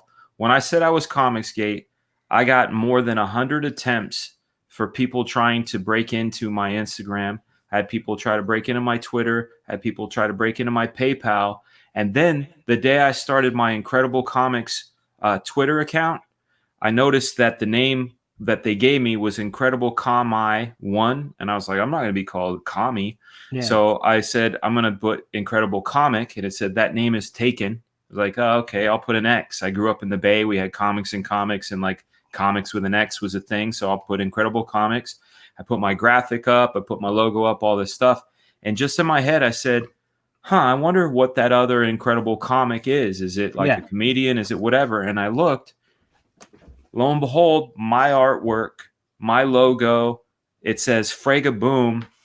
It has 2,400 plus followers, including Alex Ross, Liam Sharp. And it said it was started in March of 2015. And I thought, okay, well, I know I changed the thing. I had to look up, how do you change your Twitter handle? Because I didn't want to be called Incredible Comi 1. Yeah. You go into your privacy settings, and if the name's not taken, you can use it. So what that told me is somebody who had already put together an account 5 years ago, they got all these people on, saw me post my logo a week ago and my gorilla artwork a week ago, took my artwork, went in, saw if the Incredible Comics name was taken, called themselves Incredible Comic, put my artwork up, and decided to pose as me. They have over 2,400 followers. They're following no one with 0 tweets. And basically, it was an offensive confusion move, a brand confusion move to make people think this is me, and also to it's an offensive move. Yeah. So I immediately put out, this is a fake. Look for the one with the X. This is the real one. I put out several reports, both as an individual, both as a brand. I used my stationery, my business card, my driver's license to prove I am who I say I am, and now it's in the works. But what's incredible to me is that, like, you call her Ayn Rand, the Ayn Rand. There you go. The foundation, that critic, whoever that person or that individual or that organization is, thought enough of my presence in CG to try to put this cock block in the way, to take this Twitter account and make it so I can't use it for my company. They tried to break into my Instagram. They tried to break into my Twitter. They tried to break into my PayPal, all because I said I was COMICSGATE. So that to me actually reinforced my resolve. Like, you know what? I know I made the right decision. If this amount of people are pissed off that I'm here, then I must represent something. And this is the thing. I think I talked to Uncle E about it, and I've talked to a couple of other friends about it, is that my presence in COMICSGATE is a new facet and a new representation of, Ethan has made that sketchbook, which I was never offended by. You've got other people saying Nazis and this, that, and the other. My presence, just by the nature of the fact that I've got a 30-year career that's spotless, I wasn't pushed out of the business. I made this decision on my own. I have a successful directing career. I have a successful storyboard career. I just came off of He-Man. I'm in COMICSGATE because I choose to be, because I believe in it. What is a guy like me doing in COMICSGATE if it's hate? Obviously, because it isn't. That is a threat to the narrative of the other side. So they're going through all these lengths to try to fuck with me, and I'm not going to get shaken. I'm not shaken. I'm not. Yeah. Yeah, if you don't give in to them, they've got nothing to go off of. That's right. It's a very simple process. Yeah, but how is the comic industry even like this? What happened? Well, it's bigger than the comic industry. That's what I think it is. I think it is, Dan. It's SJWs, and I'm telling you, they're poisonous. And the comic book industry is such a frivolous thing. I mean, to think that it's being gatekept, that it is, it's being terrorized by these people. Is deeply disturbing. And I've gone through it. I'm used to it now, because there are parody accounts, 100 parody accounts of me that I just kind of file for those ignore. accounts. This isn't even a parody account. This is legit. Like, they're trying to fool people. They're trying to represent themselves as me. And Dan hasn't even done anything. He hasn't said anything wrong. Dan he just came out and said, I'm part of COMICSGATE. And immediately, these dirty tricks come out. And who is behind this? That's what I want to find out. These lousy people. When we say pencils down, You know, when hashtag pencils down came around, it was because these people are empowered by these big corporations. They're empowered by you know, their spots, their you know, places within these big corporations, and they've weakened them like termites. Yeah. And we've said this and they've laughed at us. Oh, please. Sales are great. Comics industry is wonderful. And something like this happens and it really just, the curtain falls. And suddenly these animals, you got G. Willow Wilson, who sits there and makes a point out of deplatforming Dave McKean of all people and saying that he can't publish his comic book. Who are you, G. Willow Wilson? Fuck you. Excuse my language, but you know, you should not be telling anyone, a creator like Dave McKean, that he can't do what he wants to do. These people terrorize Howard Chaykin. We're not even talking about, like, you know, right wingers anymore. We're just talking about anyone who says anything that might get these people a little attention, that, you know, that they can use as fuel to keep their hate burning. Who are these people? And so when Pencils Down happened, it was fantastic. It was just like, see, we told you. And immediately the entire industry collapses within 4 days because of the damage these people have done. And stuff like that, just, I mean, it's like what Dan's talking about, what happened to him. These are their tactics. This is what they do for anybody who wants to stand up to them and say, stop it. This industry actually means something to somebody like Dan. Dan, this industry, comics mean something to him. They're important to Dan. They're very important to all of us. And that's why we do this, because we love comics. Of course we do. And who are these people? I don't think these honestly, people love comics. Well, we love comics. You know, you can hate the comic. You love comics. You hate the comics industry. I can't imagine what I always post on people's wall when they post something that was like part of my, I literally call it DNA. Like if you post John Burns Hulk 314, I will say DNA, because these are like pieces, building blocks of my childhood. And I'm so comics, it's DNA for me. Like I'm more than love comics. If there were no comics, I feel like there's no me. That's how much I love comics. Well, you're like you're like we asked Brian Polito. We had that conversation. I don't know if I brought this to you too, Ethan. What was your plan B if comics didn't work out? There was no plan B. Truck driver. Truck driver. Yeah. Truck driver. We were driving around today, and I'm like, I saw like a kid driving an Amazon truck. You know, nothing else is on the road really, but there's an Amazon truck going around, and I said, those Amazon drivers, like they're doing great right now. They're hiring. Amazon is hiring. Yeah. I said, I wish I could do that. Andrew's like, what are you talking about? I'm like, I would love to be any kind of a truck driver. I don't know why that's in my heart, but I see myself driving an 18-wheeler, you know, across country. That'd be fun. But no, comics are everything. I mean, comics are just absolutely everything. What a benefit. What an amazing opportunity for creative people to make mini movies all by themselves. Yeah. Creating auteurs. I learned what it meant to be a human being from comics. You know, Peter Parker and Spider-Man that was my number one. Daredevil, I love Daredevil. I was more of a Marvel guy, but you know, with DC, I liked Green Lantern. I liked the idea of the power of will, and there were so many life lessons to be learned from comics that they're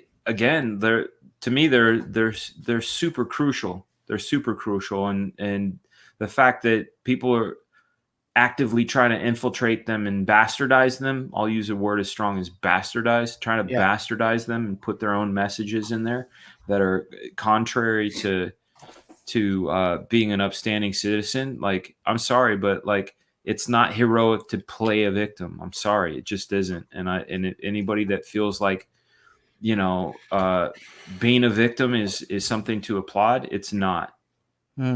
You know, being a hero, standing up and saying I am not a victim is really where it's at. And comic books taught me that. And those are the comics I make. There you go. Well, I'm sorry. Linkovich Shamovsky goes, glory holes and meth. What a life. Is that what a trucker's life is? Is that what dirty showers, beef jerky. Yeah, I didn't think about that. Rest stop women. Linkovich for the classics. That's hilarious. Oh man. So EVS, what's going on for the week, buddy? What's on for the rest of the day? You woke up, are you gonna stream live tonight, or I'm going on the Nick Rekieta show at midnight, Nick Rekieta's channel, which is really cool. I appreciate him having me on. Yeah. And then I'm going back to bed. I've busy. I'm just busy. I've got so much to do. And getting getting all this stuff done. I'm planning I spent today planning the trading card set, the Cyberfrog trading card. I'm stoked for that, man. I'm stoked for that. We have to here's the thing. There are a lot of opportunities. Like I said, just making a Blacklight poster gave me such a buzz. Dude, you're leading the way though. Like as your fellow brother in the Creatorsville, you're literally like blazing trails. So it's awesome to see. Oh, thanks, man. It's like there's money to be made in comics, and that's what we want to show. And the thing is, if we can create exciting stuff with our own IPs for people, for fans to be a part of, that's what I want to do. Yeah. So trading cards, how can we make that fun for people? Yeah. I started this thing, Billy, where, I'm like, hey, if you join my channel membership, I'm going to make trading cards and we're going to send them to you. And poor Andrea is up there mailing trading cards like in envelopes to everyone. I know. We got the great Renzini on here as Mike, who works with me. And he's like, I got to email Andrea. I'm like, what are you emailing Andrea for? Got to get my trading card. Well, Mike, I want to make sure she, knows that I get my card. Yeah. We got a super chat from Comic Books in Cahoots. You guys know SJW is at work, but we were having their awful comics thrust onto us each time we went to the local comic shops. Thank God for COMICSGATE. Let me ask you guys a question. Amen, brother. Let me ask you a question. I'm going to ask a couple questions now that I'm probably going to piss off people maybe a little bit. Let's see. Good. We like that. Emotion is strong. Emotion seriously, makes retention. So the core of COMICSGATE is really the core of any good creator. You're just trying to put out good comics, escapism. You're not trying to throw any political agendas, anything on anyone. You're trying to create a good product, right? Mm-hmm. What we were used to when we were reading our books that had nothing, and maybe we just didn't understand it in the windows. Who knows? But you look at what you guys are doing, right? You get a guy like Donnie Cates who's now contacting you because he understands that COMICSGATE has a position, that there is power to it, that there is influence to it. Is that why he reached out? He's trying. I think he reached out for selfish reasons, to be honest with you. It could be selfish reasons. I don't know. I don't know the conversation. Not privy of it. Honestly, it's not none of my business. But you get someone like that reaching out, and you're working on this cause, right? You're working on this movement. Any leeway you can find to bridge a gap, to supposedly win, right? You want to win this, right? But you're not a corporation. You are all individual creators trying to help promote each other. Do you try to take someone like Donnie Cates and say, all right, you know what? I don't appreciate anything he's done. I'm just going off the stories I heard of him in the previous conversation we had in this broadcast of what he's done, but things you appreciate. But hey, maybe this is something to continue to build our movement, that we are bigger than that. I'm a big fan of merging onto the freeway. I feel like Ethan's answer is going to be high speed, so I'm going to be a little low speed and merge onto it. He just ditched me. I'm a fan of Donnie Cates' work. Huge fan of Ryan Stegman. I met Donnie and Ryan for the first time at Terrificon. I didn't have any problems with him. But when I saw the things that Donnie was saying on Twitter, and then when I heard what he was actively doing out there with other professionals and friends, disparaging, trying to systematically break down COMICSGATE, Ethan as an individual, it really, to me, that is troubling.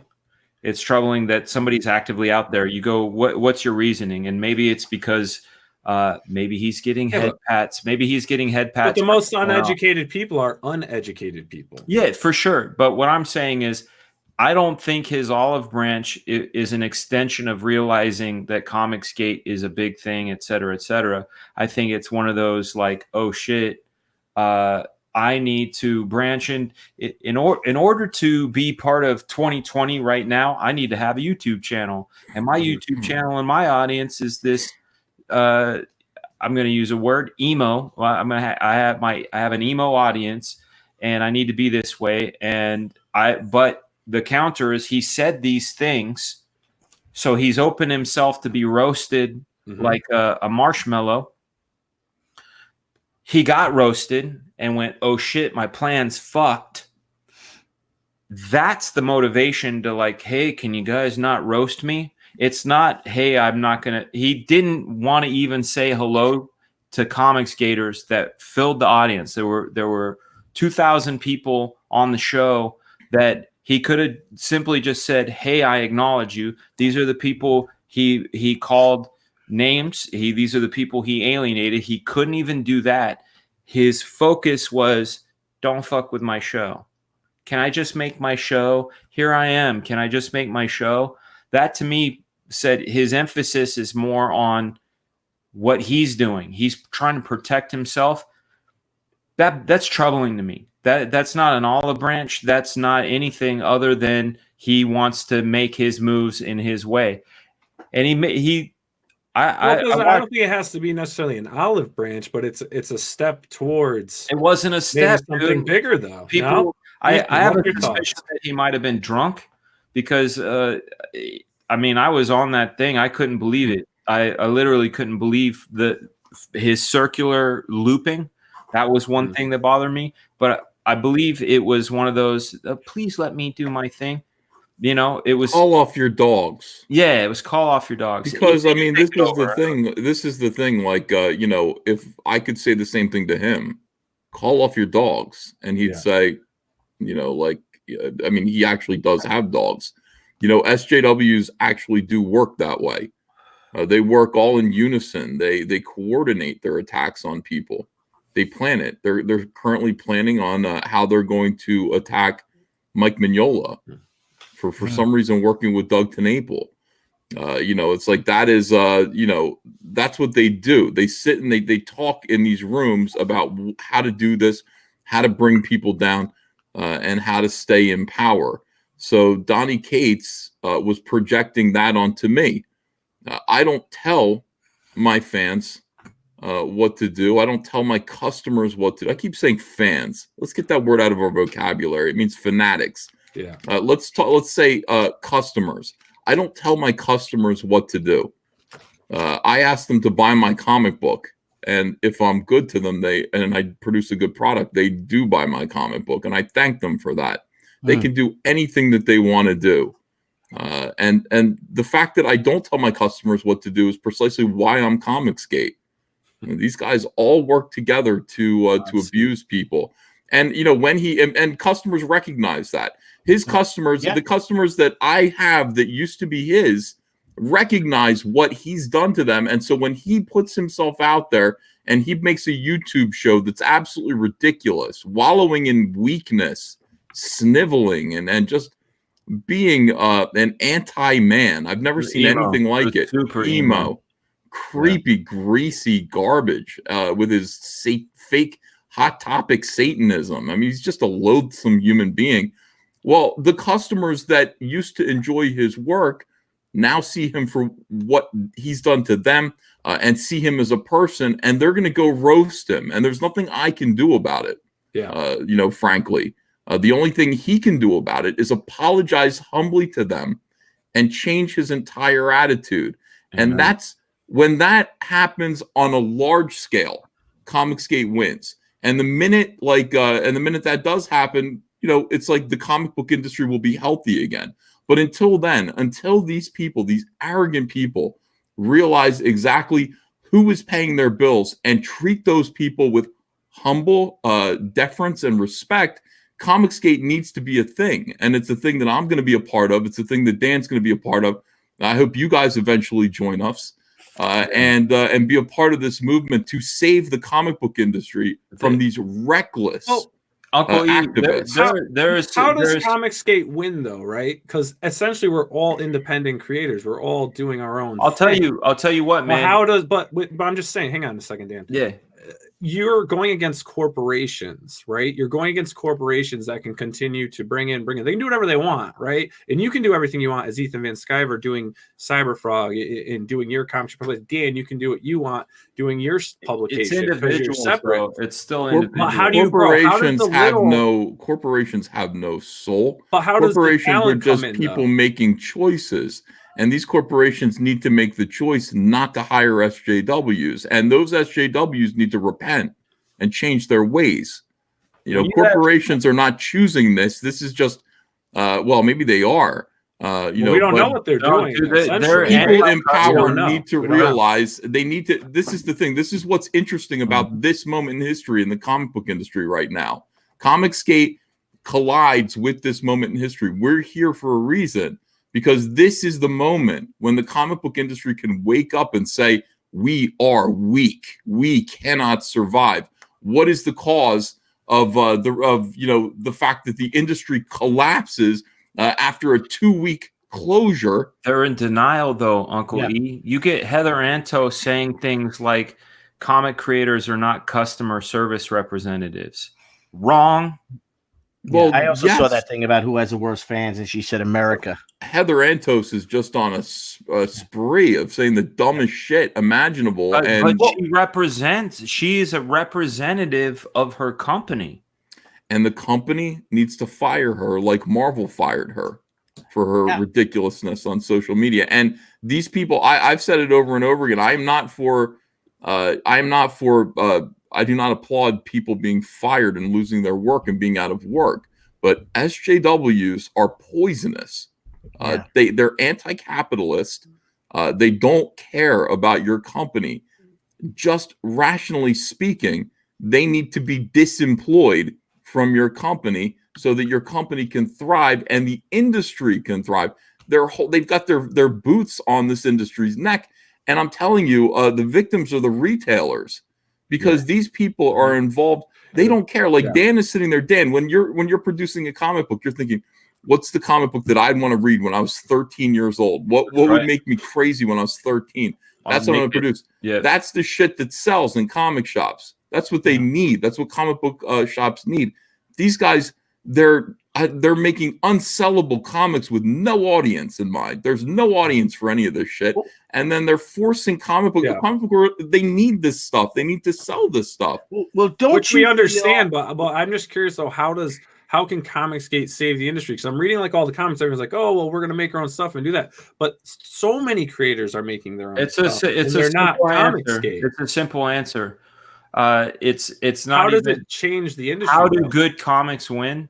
By being good comics. Everybody they'll vote with their pocketbook.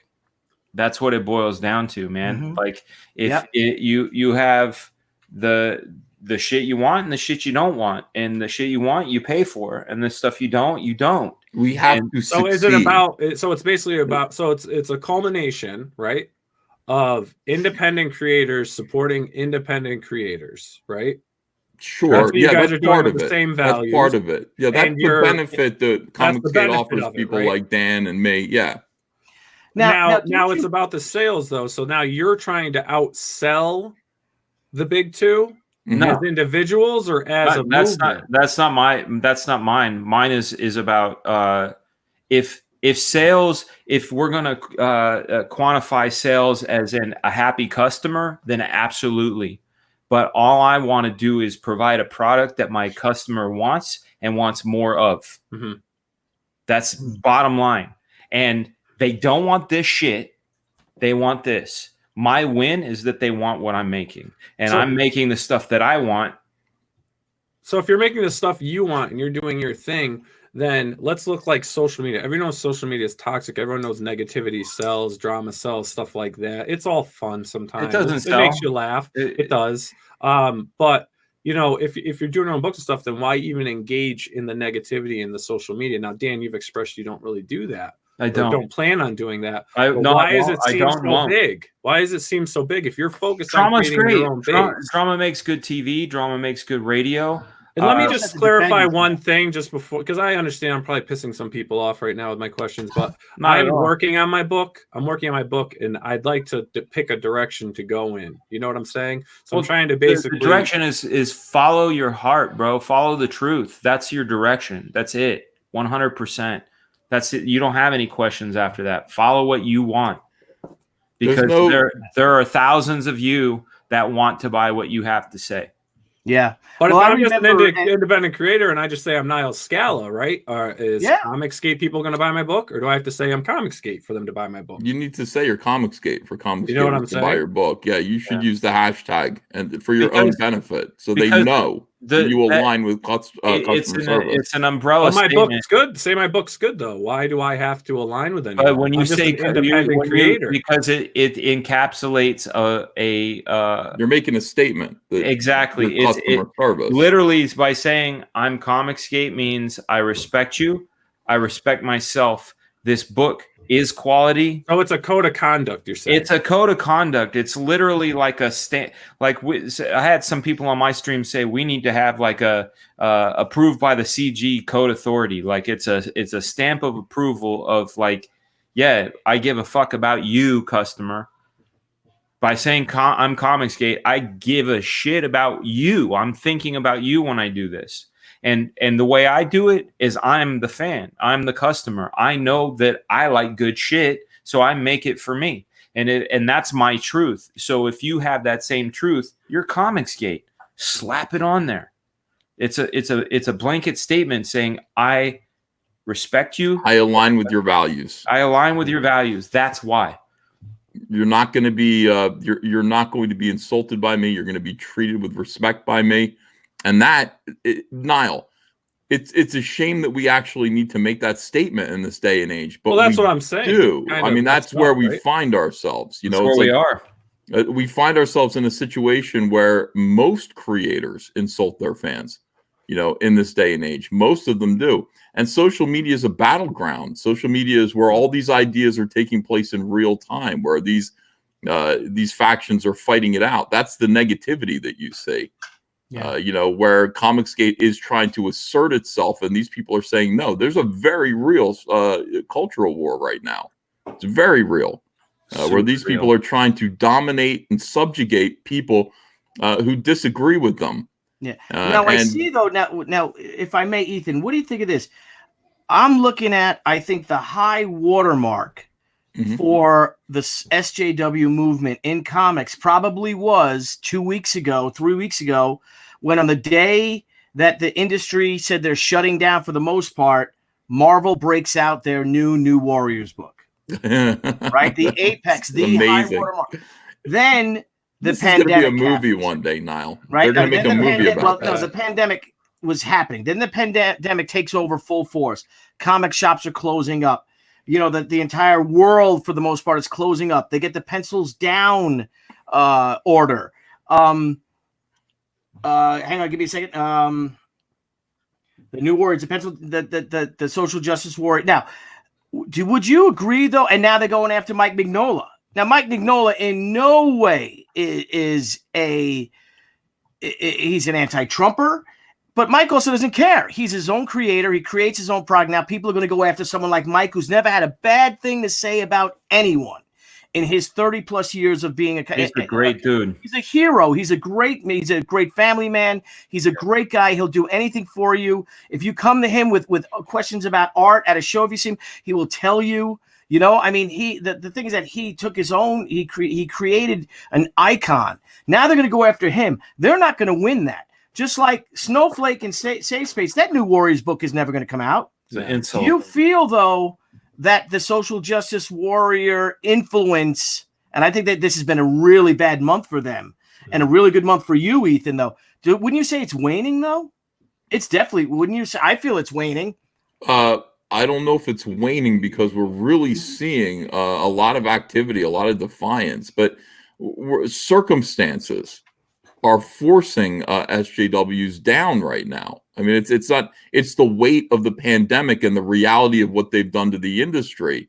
You know, the corporations are no longer able to support them right now. Mm-hmm. So right now is this pivotal moment where COMICSGATE can stand up and say and assert itself and really start claiming some ground and claiming some victories for the customer, which is what we need to do. We need to point out right now that the reason why these shops are closing, the reason why they don't have the cash reserves to stay open for a couple weeks, is because of the unsellable, politically based garbage that has been flooding their shelves. We need to make that point. We need to say that every chance we get until people understand there are people to blame. And then on top of that, we need to go after the publishers and their predatory publishing practices. Marvel Comics, DC Comics. Why were there 33 covers on Detective Comics number 1000? 32 wasn't enough. Marvel Comics. What are you up to with these buy 100 copies of the regular cover in order to get one lenticular cover, which is the only cover your customers want? Why would you do that to retailers and stock their shelves with 100 copies that are completely unsellable so they can get one that is sellable? That's predatory. You're hurting mom and pop businesses all over the country. I agree 100%. So, this is our chance to stand up for the customer, stand up for retailers too. Retailers are victims in this. Yeah. Retailers are all the way downstream. They have to answer to their customers who are saying, we don't want this. Where's Tony Stark?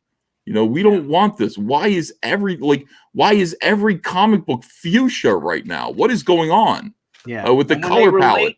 When they relate with their customers, are telling them to the Marvel marketing person or the editor-in-chief. There we go. Bringing some fuchsia for you, E. Thank you. Bisexual lighting with Fraga Boom. Excellent. So Henry Max 77, this fucker's name should be anything but the brain.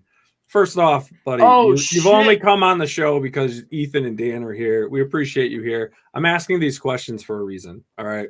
I know what's going on. I know how things work. No, where's Pinky at, though? Where's Pinky at, though? What's that? Where's Pinky at, though? On his shirt. He's got Pinky on his shirt. And you got any pink, Dan? You could put some pink? Yeah, I'll go back to it. Hey, you know what? Listen, I'll go back to the fuchsia. They're good questions. Because people don't. I'm gonna go back to the fuchsia. Guys go on, and nice. This and that. It's your first time obviously on the show. We know what we're doing. We are an interview show. I am asking questions so people better understand what COMICSGATE is about. Well, the audience is just watching the show, and they're going to react how they react. They might call you a bum from the sidelines now, but don't get distracted. You're playing a ball game right now, so go ahead and throw your next pitch. Yeah. They batter. They're trying to fuck you up, man. Don't fucking let them fuck you up. Nah, 99% is cool. I love everyone in the chat. But that one did get me, guys. See, this is the thing, though. Again, the pandemic right now is really interesting because it's going to go away, and the smoke is going to clear, and then what's going to be left, and what lessons are going to be learned? Can we make sure that some lessons were learned after this, so that we can really, really demand change in the mainstream? Now, if we don't, and if they don't learn any lessons, it doesn't matter. They are going to go extinct anyway. The comic book industry, as it is now, the mainstream comic book industry, Diamond is hanging on by a thread right now. Yeah. Diamond it's almost gone. You've got DC Comics moving completely to a book, to a YA model. They want to be sold in Barnes and Nobles. DC Comics is shrinking like this. Yeah. They just closed down the Black Label, 5G, pencils down. But you know what they didn't close down? Gotham High. That stuff is full speed ahead. That is the future of DC Comics right now. So guys who draw like us, who write like us, there's going to be no work for us at DC Comics unless we want to write tweeny novels. Yeah, I don't really want to get a kiss from my missus. Oh, get one, man. Oh, yeah, bro. Get one. Oh, yeah, bro. Get it. All right. Sorry there she goes. Guys. Like a little scamp. That's it. Like a little what? Scamp. She's the best. She's the best. I know. But yeah, man, that Gotham High stuff, man, like it's Batman is one of those characters I love, and he's pretty impervious, especially given his history. Yeah. You got such a strong lineage between the Neil Adams stuff, the Frank Miller stuff, everything up to the modern day stuff, and then they go and decide, hey, I think we need to fuck this up. Yeah. No, I mean, it really does. It feels like that. Like why?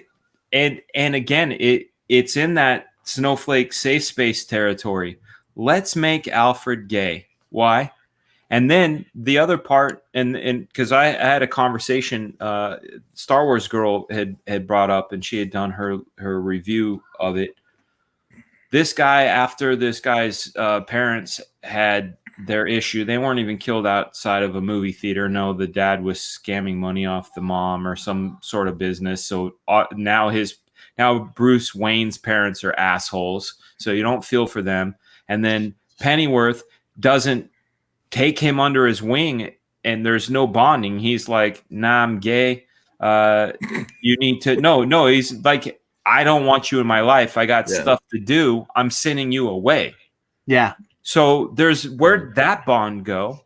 Then they're hiring YA authors who have no opinion about Batman. They have no love for the characters. You're exactly right. All of the things that make Batman, all of the things that, like, they're just strong ideas, right? Mm-hmm. Like, my parents were killed for no reason over petty crimes.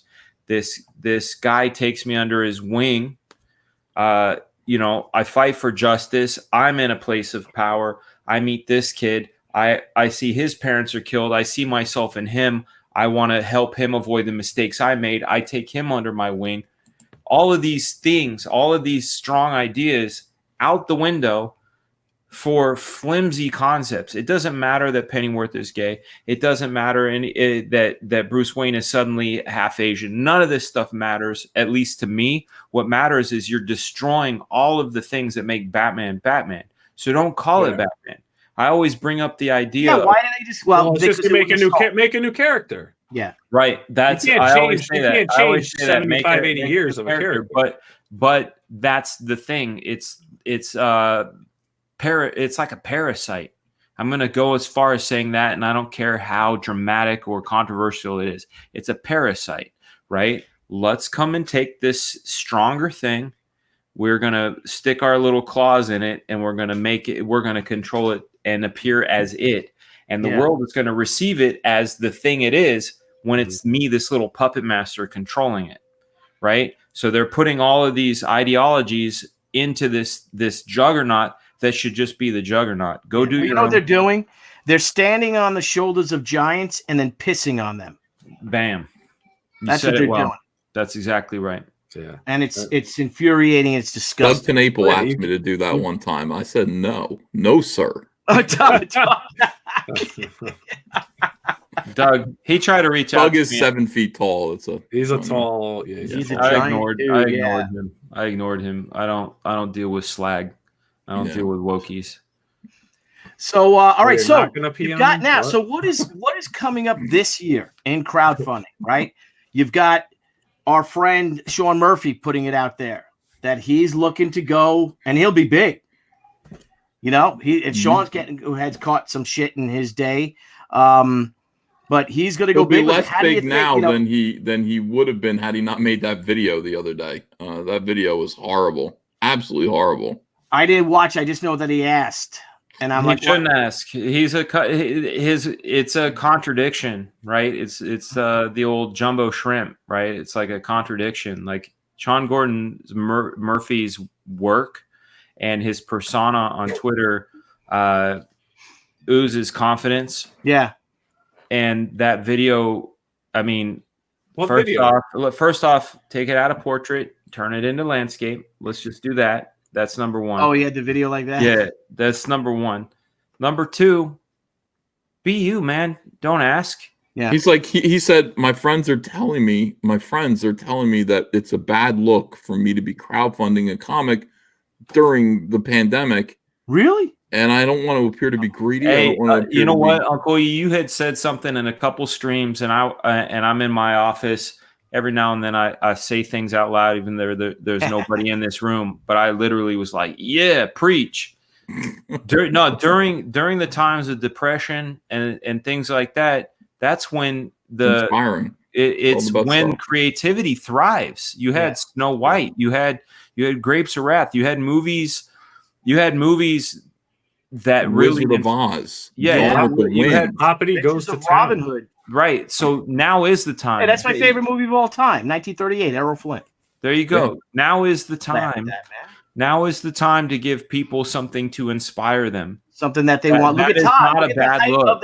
Right now, they say that we might be at the height of the pandemic here in the United States. Yeah. And Todd McFarlane in 6 hours is almost at $600,000. Because people want that stuff. They want to feel good. Well, if they want it, they're going to buy it. They want to feel good, man. It's all like I keep going back to my spinner rack and I talk about this idea of a feeling, but we all know it. And pardon my French, whether you're fucking, whether you're on a roller coaster, whether you're watching a great movie, whether you bought that fucking thing you've been wanting forever, you want that feeling. Yeah. And it doesn't matter what time it is. When I was a poor ass kid, growing chickens, when I got that Flint action figure, that feeling meant something. It meant something for a long time, and that had so much value, and it didn't matter if the world was coming to an end.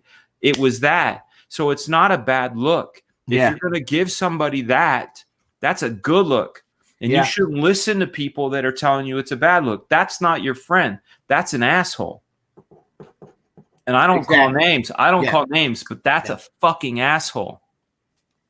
To try to hurt you, I mean, to tell you what you can't do for your family. Hurt everybody else. But the people that are employing them, do you think the fat cats at Warner Brothers really give a shit? No, not at all. Care. No, zero. So I didn't know that. That's kind of infuriating too. Yeah. But hey, John Malin and Nile, I hope this is okay. But John Malin, you've given us a lot of money. So, John, you don't have to give us any more super chats. I'm sorry, Niall. I know you're like, no, give it. He's been giving us a lot of money. I'm a capitalist. Give me all your money. We'll post your things up, John. John's our buddy. He's giving us a bunch of money, and we appreciate it, John. We really do. But I don't know. I just feel bad. Sorry, Niall. I don't even know what the hell you're talking about. John Malin, keep giving super chats. Send those super chats. I know, I'm posting super chats. No one has super chat. Yeah. All right. Do anything, right? It's awesome. We really appreciate that. John's like, I keep paying for it out of my pocket. Yeah. My kids can't eat now because I got. All right, I'm sorry, guys. We need super chats. Sorry. No, it's all good. Now, someone else here. Now, somebody said Robin Hood, talking about Robin Hood. So I had a conversation with another comic creator. Big left-wing guy, right? And we were talking about, I was on a panel, and we were talking about conservative and liberal characters throughout history. And he said that Robin Hood was, and I said, John Malin should save his money for New Warriors, April 15th. That's taxation day, man. I think it was pushed back. It was, but exactly. Safe Space and Snowflake want to push it back. Yeah. Jeez. Anyway, I think that just blew everyone's mind. Yeah. So, anywho, so we were saying, I said, well, one of my favorite conservative characters is Robin Hood, and he just cracked up. He was beside himself, laughing, and like I was an idiot for saying this, and other people were too. And he's like, Robin Hood. Robin Hood is the most liberal socialist character of all. Rob from the rich to give to the poor. And I'm like, you dumbass. I'm like, he's robbing from the tax man, from the people that took the people's money, giving them their money back. That's Plus, he was also, he was armed with his bow and his sword and everything, and they wanted to strip them of that. That's right. So, kid, man, he's real right wing, of a character. So that's just me getting that off my chest. Someone had well put, dude. Well put. What'd you say, Billy? I'm not saying anything. The brain. Ethan's ready to brain. The brain. Yeah, but he lives in the trees like a dirty hippie. No, like someone who doesn't want to fuck with the Vespas. That's right. Yeah, that's right. Yeah. So you're saying how many Robin other Hood hippies grew up in your trees, buddies? Heather Swain, a dirty hippie. Right. Yes, she's a very dirty girl. Yeah. Does she have the patchouli oil? The patchouli oil. I hate that shit. Holy shit. How dirty. Holy shit. You brought up patchouli oil. How dirty are they? I like patchouli oil. It makes me think of marijuana. Oh my God. See, I hate marijuana. I never tried marijuana. So how do you hate something? That's bigotry. That is bigotry. So how do you hate something? I'm going to fuck you I hate the way it smells. I hate that sweet, stinky weed. I love the smell, man. It reminds me of good IPA beer. Shit. Let me tell you a story. So I went to college at FIT in New York City, and the Grateful Dead came to our town, and we're about 5 blocks south of Madison Square Garden. They came to and they played at Madison Square Garden for 10 nights. It must have smelled amazing. Dude, what it did, it brought New York City back to the 1970s. And these bums, these what are they? Deadheads would hook up with the girls at our college, you know, give them weed, sleep over, and then they'd steal over all of our laundry from the laundry room downstairs. Oh, Dirty hippies. That's fucked and that's up. why I love whatchamacallit, Once Upon a Time in Hollywood. And he's like, damn hippies are outside my door. Get out of here, my hippies. And he burned the hippie. It was the first time I was ever in a movie theater and I saw hippies get killed and people cheered. It was great. The Anti-Easy Rider film. I used to say that I'd say Easy Rider and Jaws ended on the same emotional note. You know, it's the shark blows up and the hippie blows up. It's perfect. Yep. Yay! Zip it, hippie. The like drug dealing dirty hippie. Dirty hippie that Graham Nolan is. Cut your hair. Cut your hair. Fucking Graham Nolan. I say what hair? No, Graham Nolan was talking he had some fans. I was at a show and he was talking to some fans. He was very into them. And you guys know Graham, right? He's a great guy. And I just walked by and I said, zip it, hippie. And he looked up from that Reagan thing, you know, because he's a big Reagan guy. So fucking hippies. Look, Linkovich Chomosky gets it. Yeah. So you got a lot of hippie fans, Dan, with your reefer addiction and all? Addiction. Man, you're funny, man. That was the most. Like taking pot. They like taking the pot. They like doing inject the weeds, man. We inject all of the weeds, and we have reefer madness. I tell people play faster, and then I jump out my window. Mm-hmm. It's sugar glass, so it's not too bad. Like it just shatters and it's dramatic. Thanks, comic. You know, it's exciting, but yeah, nah, man. I'm a big fan of the medicinal quality of reefer madness, man. Hey. Of reefer madness, but yeah, man. Me and my hippie friends, man. We eat our fish ice cream, our Ben and Jerry's. We sway back and forth mindlessly like zombies. You know, that's what we do. And then you go out and you murder people. Only pregnant people. Like really. Skelter. Men and women. Those little piggies. Now, Ethan, you and I have had a lot of conversations. We love history. We love certain events in history. Are you a student of the Manson killings yourself? What the fuck? At all? Yes. That was my major in college. What do you mean? No, we talk about. I know you're a big student of JFK. And you know a lot about the JFK assassination. And we've talked about other times in history. I didn't know, because I'm a big fan of JFK, not as much as you, but I just am fascinated by that Manson killings, and I wondered if you were. I never got into it too much. I read Vincent Bugliosi's novel Helter Skelter. I watched the movie. Are you gonna bring up Once Upon a Time in Hollywood, Billy? I just did, bro. Once Upon a Time in Hollywood was fun. I don't know. The Charles Manson thing was interesting because it just closed out the 1960s. Like America wins, 1969. We go to the moon. Yeah. And Charles Manson kills the hippies. You got Woodstock, and then you got Charles Manson, and that's it for the hippies. Mm-hmm. You had your time. But I don't know. I don't know all that much about it. Just like the New Warriors and the pandemic, maybe. Yeah. It was really sad, Billy. That's very, very sad. You know, it's like that poor woman. Oh my God, terrible! And she was really supposedly a real ray of light. She was a human, beautiful soul. No, she was. Well, there's only one human sunbeam in this conversation. Yeah, it's awful. The Charles Manson stuff. 1960s are really, really interesting, though. Yeah, they are. They are. It's a great time. It's a great time.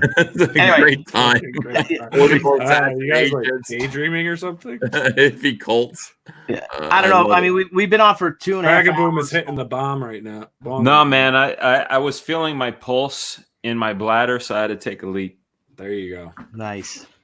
So, Ethan, when you go on the stream tonight, what's the first of all, I saw you on Young Ripper. Awesome. That was a great show. Brilliant. That guy is great. What a great show. Great show. Yeah, I'm getting around. I'm doing and then I'm doing Rekt tonight at midnight Eastern Standard Time. And then and that's pretty soon. That's like half an hour from now.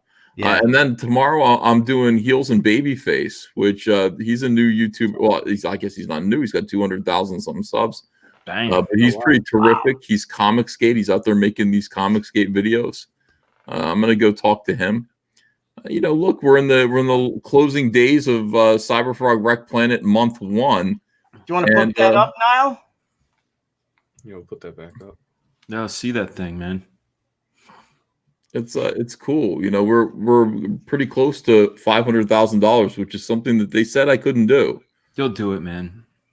I think I will now, Dan. I mean, we're of course he's right on the verge of it. Dan, the one thing that you'll see when you start your crowdfund is you're going to be like your first 24 hours are going to be zippity doo dah. You are going to get a lot of money, and then it drops and then it goes up again. Yeah. Mm-hmm. So we'll see. We'll see what happens. The last 6 days here, but I think we're going to get to $500,000 pretty handily, maybe even $6 in the first month, possibly $600,000. That's not out of the realm of possibility. And then month 2, but I have goals. I want to see Cyberfrog grow. Yes, I want to see the book grow, reach more people. And reach kids too. I think the character appeals, not in that image, but appeals to little kids who will probably dig. What's wrong with this image? My kids would dig that image. Yeah, your kids are older. You're right. I mean, I'm thinking. I got a 1, 6, 8, and 15. My 6-year-old would love that shit. The 1-year-old would too, I bet. The 1-year-old, as long as Baby Shark went doo doo doo and Yo Gabba Gabba happened. And Ethan, I want to say this. Anybody that's a fan, this is a callback. La la la la la la la. La la la la la. 1 banana, 2 banana, 3 banana, 4. Hell yeah, dude! With the Arabian Nights. Dude, that's like hippie crap, man. That's the same thing that H&R Puffin stuff. Oh hey, my man. God! Hey! You need to throw a pause on all of that. That was good shit. Reefer madness, man. Play faster. Billy has hair. Billy has hair. That's what everyone said. It's like an evolution. Hey, you know what? God made so many perfect heads, and the rest he covered with hair. But that H&R Puffer. Well, let me ask something, Ethan. How'd you feel about H&R Puffin stuff growing up? Do you remember that? Were you around for that? H&R. You're thinking of H&R Block, and you mixed up H&R Puffin stuff. That's how you know you're old. You're thinking about H&R Block and HR Puffin stuff. What was HR Puffin stuff? That HR stood for hand rolled. The whole thing, Billy's Magic Flute, all of that shit. It was all about weed. It was all about the wacky tobacco Billy. Revolver and Rubber Soul from the Beatles are all about that as well. Girl is about the good stuff. Dude, I'm a big Beatles fan too. So listen to Girl again. And when all my friends, they chased the dragon, they chased the reaper, they did that. They were the listen to Girl again. Listen to Girl again and realize that they're inhaling and exhaling. I drove them around and I said, that's going to be my thing. I'm never going to try it. And you know who else ever tried? That's going to be your thing. Hey, Billy, I'm going to fuck you up, man. One of these days. That's my goal. Now, don't you think I would get paranoid, though? No. You got it depends, my personality? Man. Bro. I mean, it would be like to just be like normal and calm. I think you would be like, I get it. Well, I had a girlfriend. Am I echoing now? No.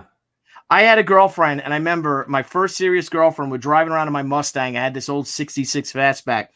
And we were just talking and laughing. She goes, you would be so cool if you just smoked pot. You would be so, like, you're not cool. Like, there's indications in that statement. That's fucked up. But she was your girl. She was my girl with the fat spliff. Yeah. And a fast bag. Oh, and a fast bag. Look at that. Yeah, that's cool. All right. Well, now we digressed. We digressed. We did this. We digressed. Anyway, Ethan, no sticks, no seats. Ethan, you've got 1.5 hour before you go on your super show. Again, both of you guys, unless Nile, do you have something else to ask? You want to piss more people off with your? I thought you had some really crazy questions to ask, Nile. Like I really was like, he's gonna bring the artillery. Bring the artillery, man. No, that was it. All right, cool. That was his artillery. I think he was That's just. cool. I think he was just trying to get you to come on the show, and it's like, I got some real trying questions for you, Friday. Clickbait, motherfuckers. Yeah, man. Yeah. The past couple weeks I've been through, I'm ready for it. I'm been. And ready. I was like, so. I got elephant skin, bro. Yeah. So Niall's like, so Dan, you like comic books? Yeah. Get in the van. I have no seatbelt. You better slam the brakes. Anyway, guys, Dan, great luck. Keep going with the Black Flag, man. That's Hey, I'm gonna Yeah, repeat my you got freestyle one line. I'm gonna repeat my freestyle line because I don't know if Ethan was here. Oh dang! I don't block people. That's not something I do. The only blocks I do are to Joe Q. And I know that story. Everyone Yeah, knows. you that do. story. You do. You know it. And you And didn't even I have to put tell that out. I story. put that out. I'm putting that out for you, my man. Hopefully he gets the clip. I'm serious. I hope you get the clip. You guys are great, Oh. great guests. I do have a question. What's up with Ethan? You guys were talking about like that convention for a while. Has that been kind of put on hold or? I mean, no, not really. We're still proceeding as if, but we're Yep. like now we're kind of walking, whereas before we were kind of briskly jogging towards Gotcha. it. Who knows what the world's going to be like in May of next year? We don't know. Hope it's okay. I'm in. I'm Yeah, gonna get a PA box and I'm gonna freestyle. People just put words in a little coffee can, and I'll make a song all about Shut their up. words. Really? Yeah, I'll do it. I'll do it. And that's going to be in Orlando. Are we talking Orlando? Orlando, May of 2021. We've got some organizers, Billy, that you and I both know. Dan, you know him too. They're putting together the show for us, and they have we're getting a hotel ballroom. We're planning for 500 people, but I got to tell you, it's going to be much bigger than that. These people underestimate us at every turn. I think if we do this show, I think we're going to get 2, 3, maybe 4,000 people to show up. Yeah, I saw that Keith Dotson. Yeah, Dan DiDio is going to be on. Is it DiDio or how do you Dan pronounce DiDio is going to be on Drink and Draw with Joe Quesada, which is weird. I mean, that's interesting. That's interesting. I mean, it's a good. Then we have them on. They don't like each other, or Dan didn't Well, like no, him. there's no skin in the game. Dan has no skin in the game. That's right. You know? It's interesting. Yeah, he can take his mask off and do whatever he wants, and they're gonna be buddy and chummy and shit. Yeah, I don't see any sparks. If anybody wants sparks, I don't see sparks. I see a lot of back rubs. You know what I see? I see a man who I see a bald man, a jolly bald man. Not you, Dan. A different one. A different Dan. Who has wanted to write Spider-Man his whole career. And has wait, been that's stuck me at DC. still. That's still me. That's still me. Still you. Another one who Fuck, was stuck at. Let me specify further. Who was stuck at DC Comics for 20 years. Not me. Wow. Not you. And I see. Hey, now that I'm a freelancer who's writing Metal Men for DC Comics, why not let me write some Spidey over at Marvel? Look at that. Am I steering or am I milking a cow? I don't know. Or a cat. You milk a cow like this. You can milk a cat. They have nipples. You can milk me, Greg. I have nipples. John Malin says dunk tank for CG. Throw cream pies at Ethan Booth at the show. If you Well, want, he'd be happy, dude. That's a win-win. Pies. yeah, just tell me it's coming first. Don't Yeah, surprise pies. me with it. Let Don't me be know hitting what's my boy with happening. a pie in the face. I was there when you were looking over your shoulder. We were at that show and somebody wanted to murder you and was too afraid to try to confront you, so they destroyed the pizza parlor that we ate at. Yeah, Comic Stupid. shop. Yeah, That's so destroyed stupid. the comic shop window. Crazy times. it's Well, really guys, you guys are great. Yeah, thanks for coming on, guys. I Dan, with your appreciate it. current campaign that's Yeah. going on with your variant cover Yeah. through Dynamite. Yeah. You guys want to post that real quick with Mandy if she's still Yeah, here? I'm really stoked about it. They yesterday they added a t-shirt tier, which I'm really excited about because I'm like, shit, hell yeah, I'll wear my art, especially when it's a 25th anniversary of the appearance of Black Flag.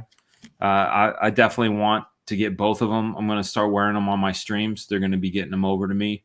I'm in preparation, super excitement to get the Black Flag campaign up. We have my pre-launch page up where you can see how the original series was made. We made it out of 30-06 bullets and Mountain Dew. The new series is made out of 12 gauge 30-06 Mountain Dew and Monster drink and titty milk. I couldn't show the titty milk. I wanted to. I had to make a YouTube cut. The other cut is for my private viewing. But be ready for it. April 25th, we got a Todd McFarlane, Dan Fraga, Shelby Robertson cover coming. And we're going full force. You're going to see me on Uncle E's show. We're going to do this thing. I don't know. How long do you want to do that stream, man? I'm in for as many hours as you want, man. I've been training. I had Eye of the Tiger playing in my headphones earlier, and I was lifting weights and like trying to keep my eyes open and shit. Look, ideally, if it were perfect, if we were robots, we would just we would live stream for 24 hours. The entire time. Whatever you say, man. I don't think I can do that, but we'll just keep we'll keep going until it's time to stop. Well, Ethan was gracious enough to have me on twice. I was on his show twice. And Ethan, what was I on for an hour, maybe an hour and a half? And he raised thousands for me. He's good for the senior citizens. No, I appreciate it. I'll never forget that, buddy, ever. Really, what you did. I mean, it was really great. It was a lot of fun. About it. And, you guys are great, man. Great guests. Really are. Thanks, man. No holds barred, man. Happy to be here. Nile, you're awesome. Never met you before. I love this guy up here. I love this guy over here. You're pretty okay. Thanks, man, thanks. When you're live with Black Flag, man, we got to have you back on. I'm down. I'm down for that. We can get more into it, focus on that book and what you got going on and, for sure. Steps after that. Ethan, what do you got going on after Cyberfrog Rekt Planet? A lot of things, but I mean, the main book that we've got going on after Rekt Planet is Cyberfrog Warts and All. That's the hardcover 90s omnibus. Every 90s scrap of material that we can get our hands on, we're going to put together in a shiny foil covered omnibus for the low price of $30. What? I can do that, Sean Gordon Murphy. That's how big I am. I know exactly what's going on. Is there the Fragaboom page in there, man? Are we going to see? Yeah, you're going to be in there. You're going to get a royalty, and you know who else is going to get a royalty? Arthur Adams. Cash my check art. Yeah, Walt Simonson too. Yeah, nice.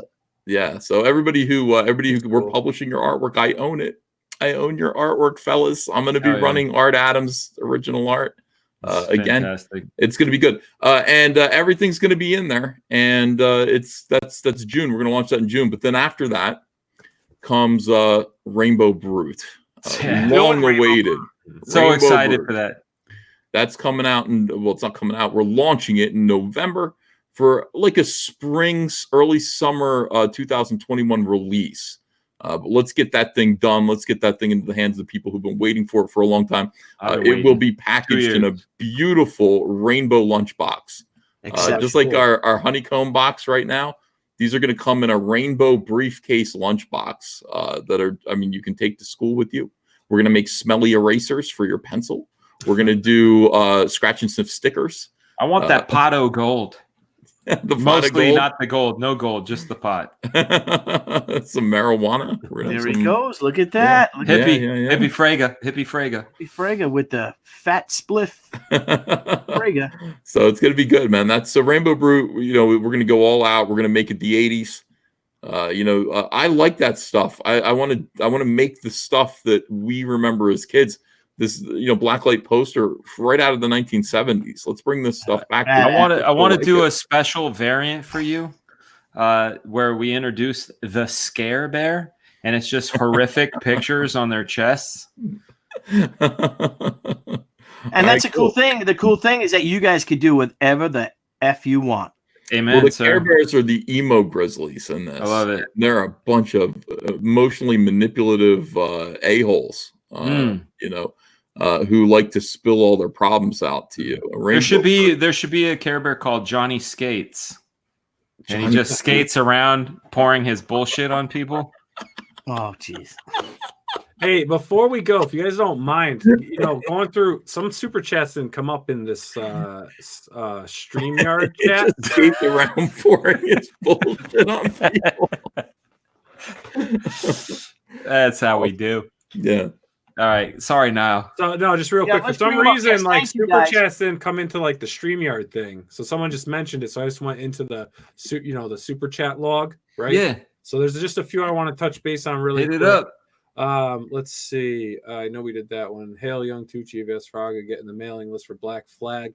And my next book lost pages. COMICSGATE is winning. Magic Hop is almost 10K. That was from Zaid Comics. Zaid's the man. Yeah. Baz, give us a $2 super chat. Who Thank you, am Baz. I? That would be Johnny Skates. And hey, then, Art to Bears in. Justin McClure, RT. $2 super chat. Dan taking the money. The fuchsia is here soon. If I said that right. That's right. The fuchsia. We did Jezebel. I remember that one. Death Metal. Can't wait to find out what's up with Spot. We did that one. Sketch Therapy. COMICSGATE is a consumer result against. We did that one. Sorry. Lee Ditzworth. We did that one. Sorry, guys. It just didn't come up in the thing. So hey, guys, we got 265 people watching. And thank you all. Yeah, thank you guys. Can you guys give us a like and subscribe? Yeah, hit that like button. Smash the hell out of it. Give our guests a like, please. That helps. That helps the algorithm, so you guys get notifications quicker.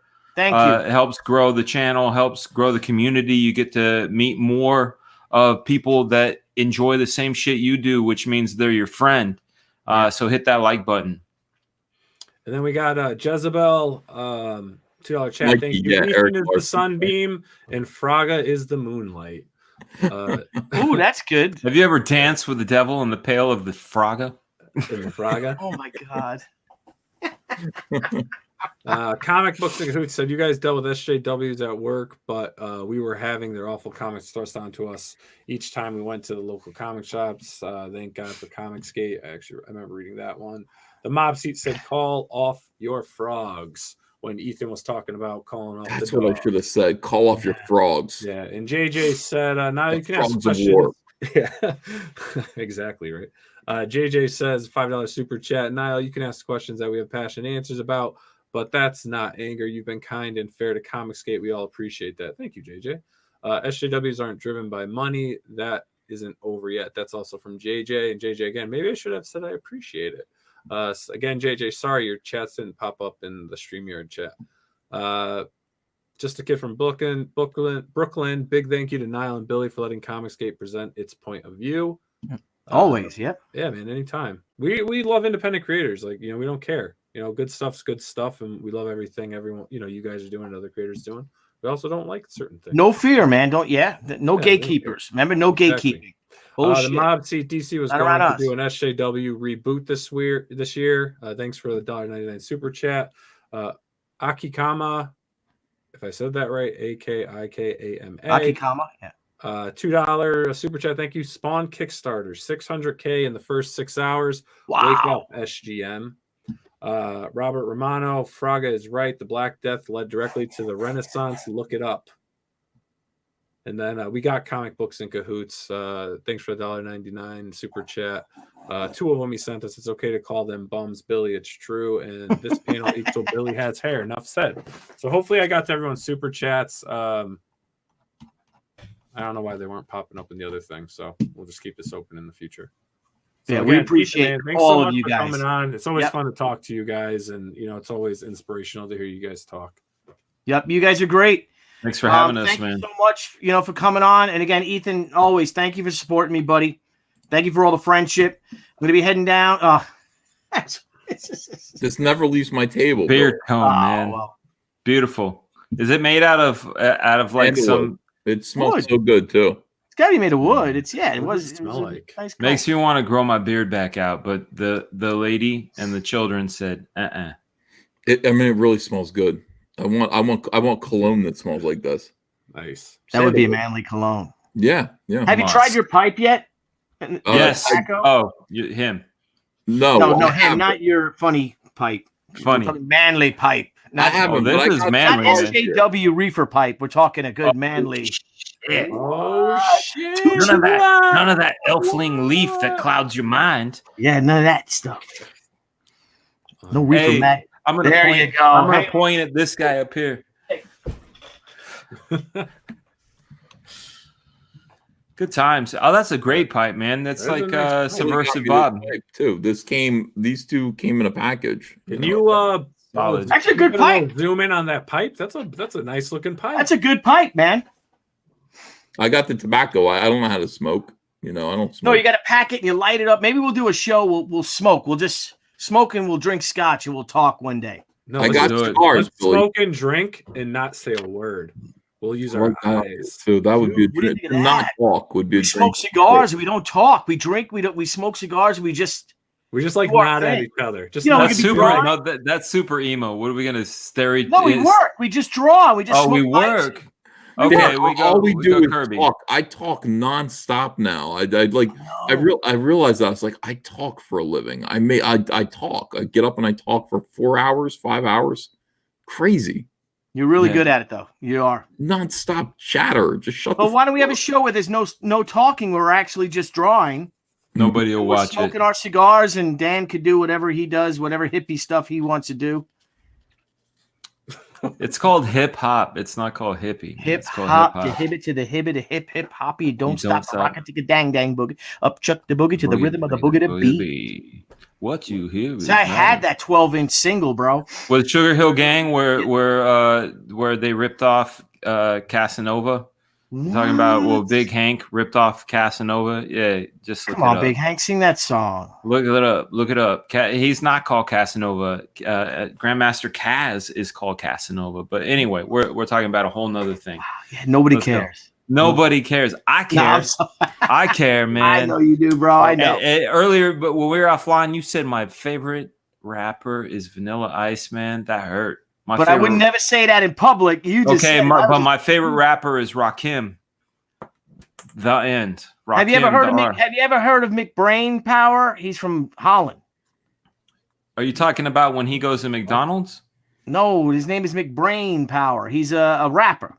Nah, it's a double McBrain. Yeah, he's a buddy. I'll take a double McBrain with some Szechuan sauce. Szechuan with some McFlurry, baby. There's a real for everybody who wants to watch a funny YouTube channel. There's a guy who is he's an American guy, Jewish guy, and he speaks fluent Chinese, and he just goes to Chinatown and just starts talking to the people in Chinese, the Chinese people, and it blows them away. It's a lot. It's awesome. It's funny as hell. I only know swear words. My man Pat Lee taught me swear words like "Diu Lao Sing" and "Lega Hai Momo." Was that curse? Oh, it's mad curses. Anybody you got a hole like this. Cantonese speaking will know that I just said some offensive shit. There you go. Leave it outside. Yeah. All right. Yes, man, you got to be on your stream in 13 minutes, dude. Yeah, handle.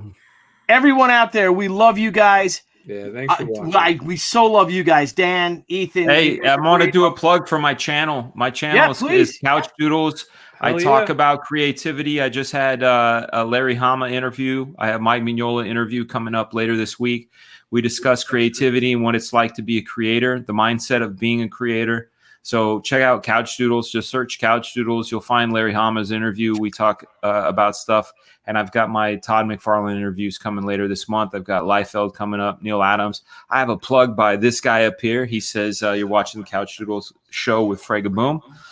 We got that at San Diego. Good stuff. Microsoft Word to your mother. Microsoft Word, man. Save the DOC. Save that DOC redundancy. We'll put a link. We'll put a link to your channel in the show description. Yeah, I appreciate it, man. Thank you. Guys, thank you all. Great luck with you. Keep on kicking ass. Can't wait to have you back on after Black Flag. I'll back it. Absolutely. EVS, it's always a privilege and an honor to back your books. We really appreciate all your help. Again, our love to the family. Nile, you want to take us out? And you guys are great. Thank you so much for coming on. Everyone. We'll see you guys next week. Ethan, thank you so much. Fraga, boom. It's time to go, son. Wrap it up with a rap. Oh, you want to rap? All right. When it comes to kicking them hits, I like punting. When I'm on a show, it's called crowdfunding. Yeah. I keep it alive.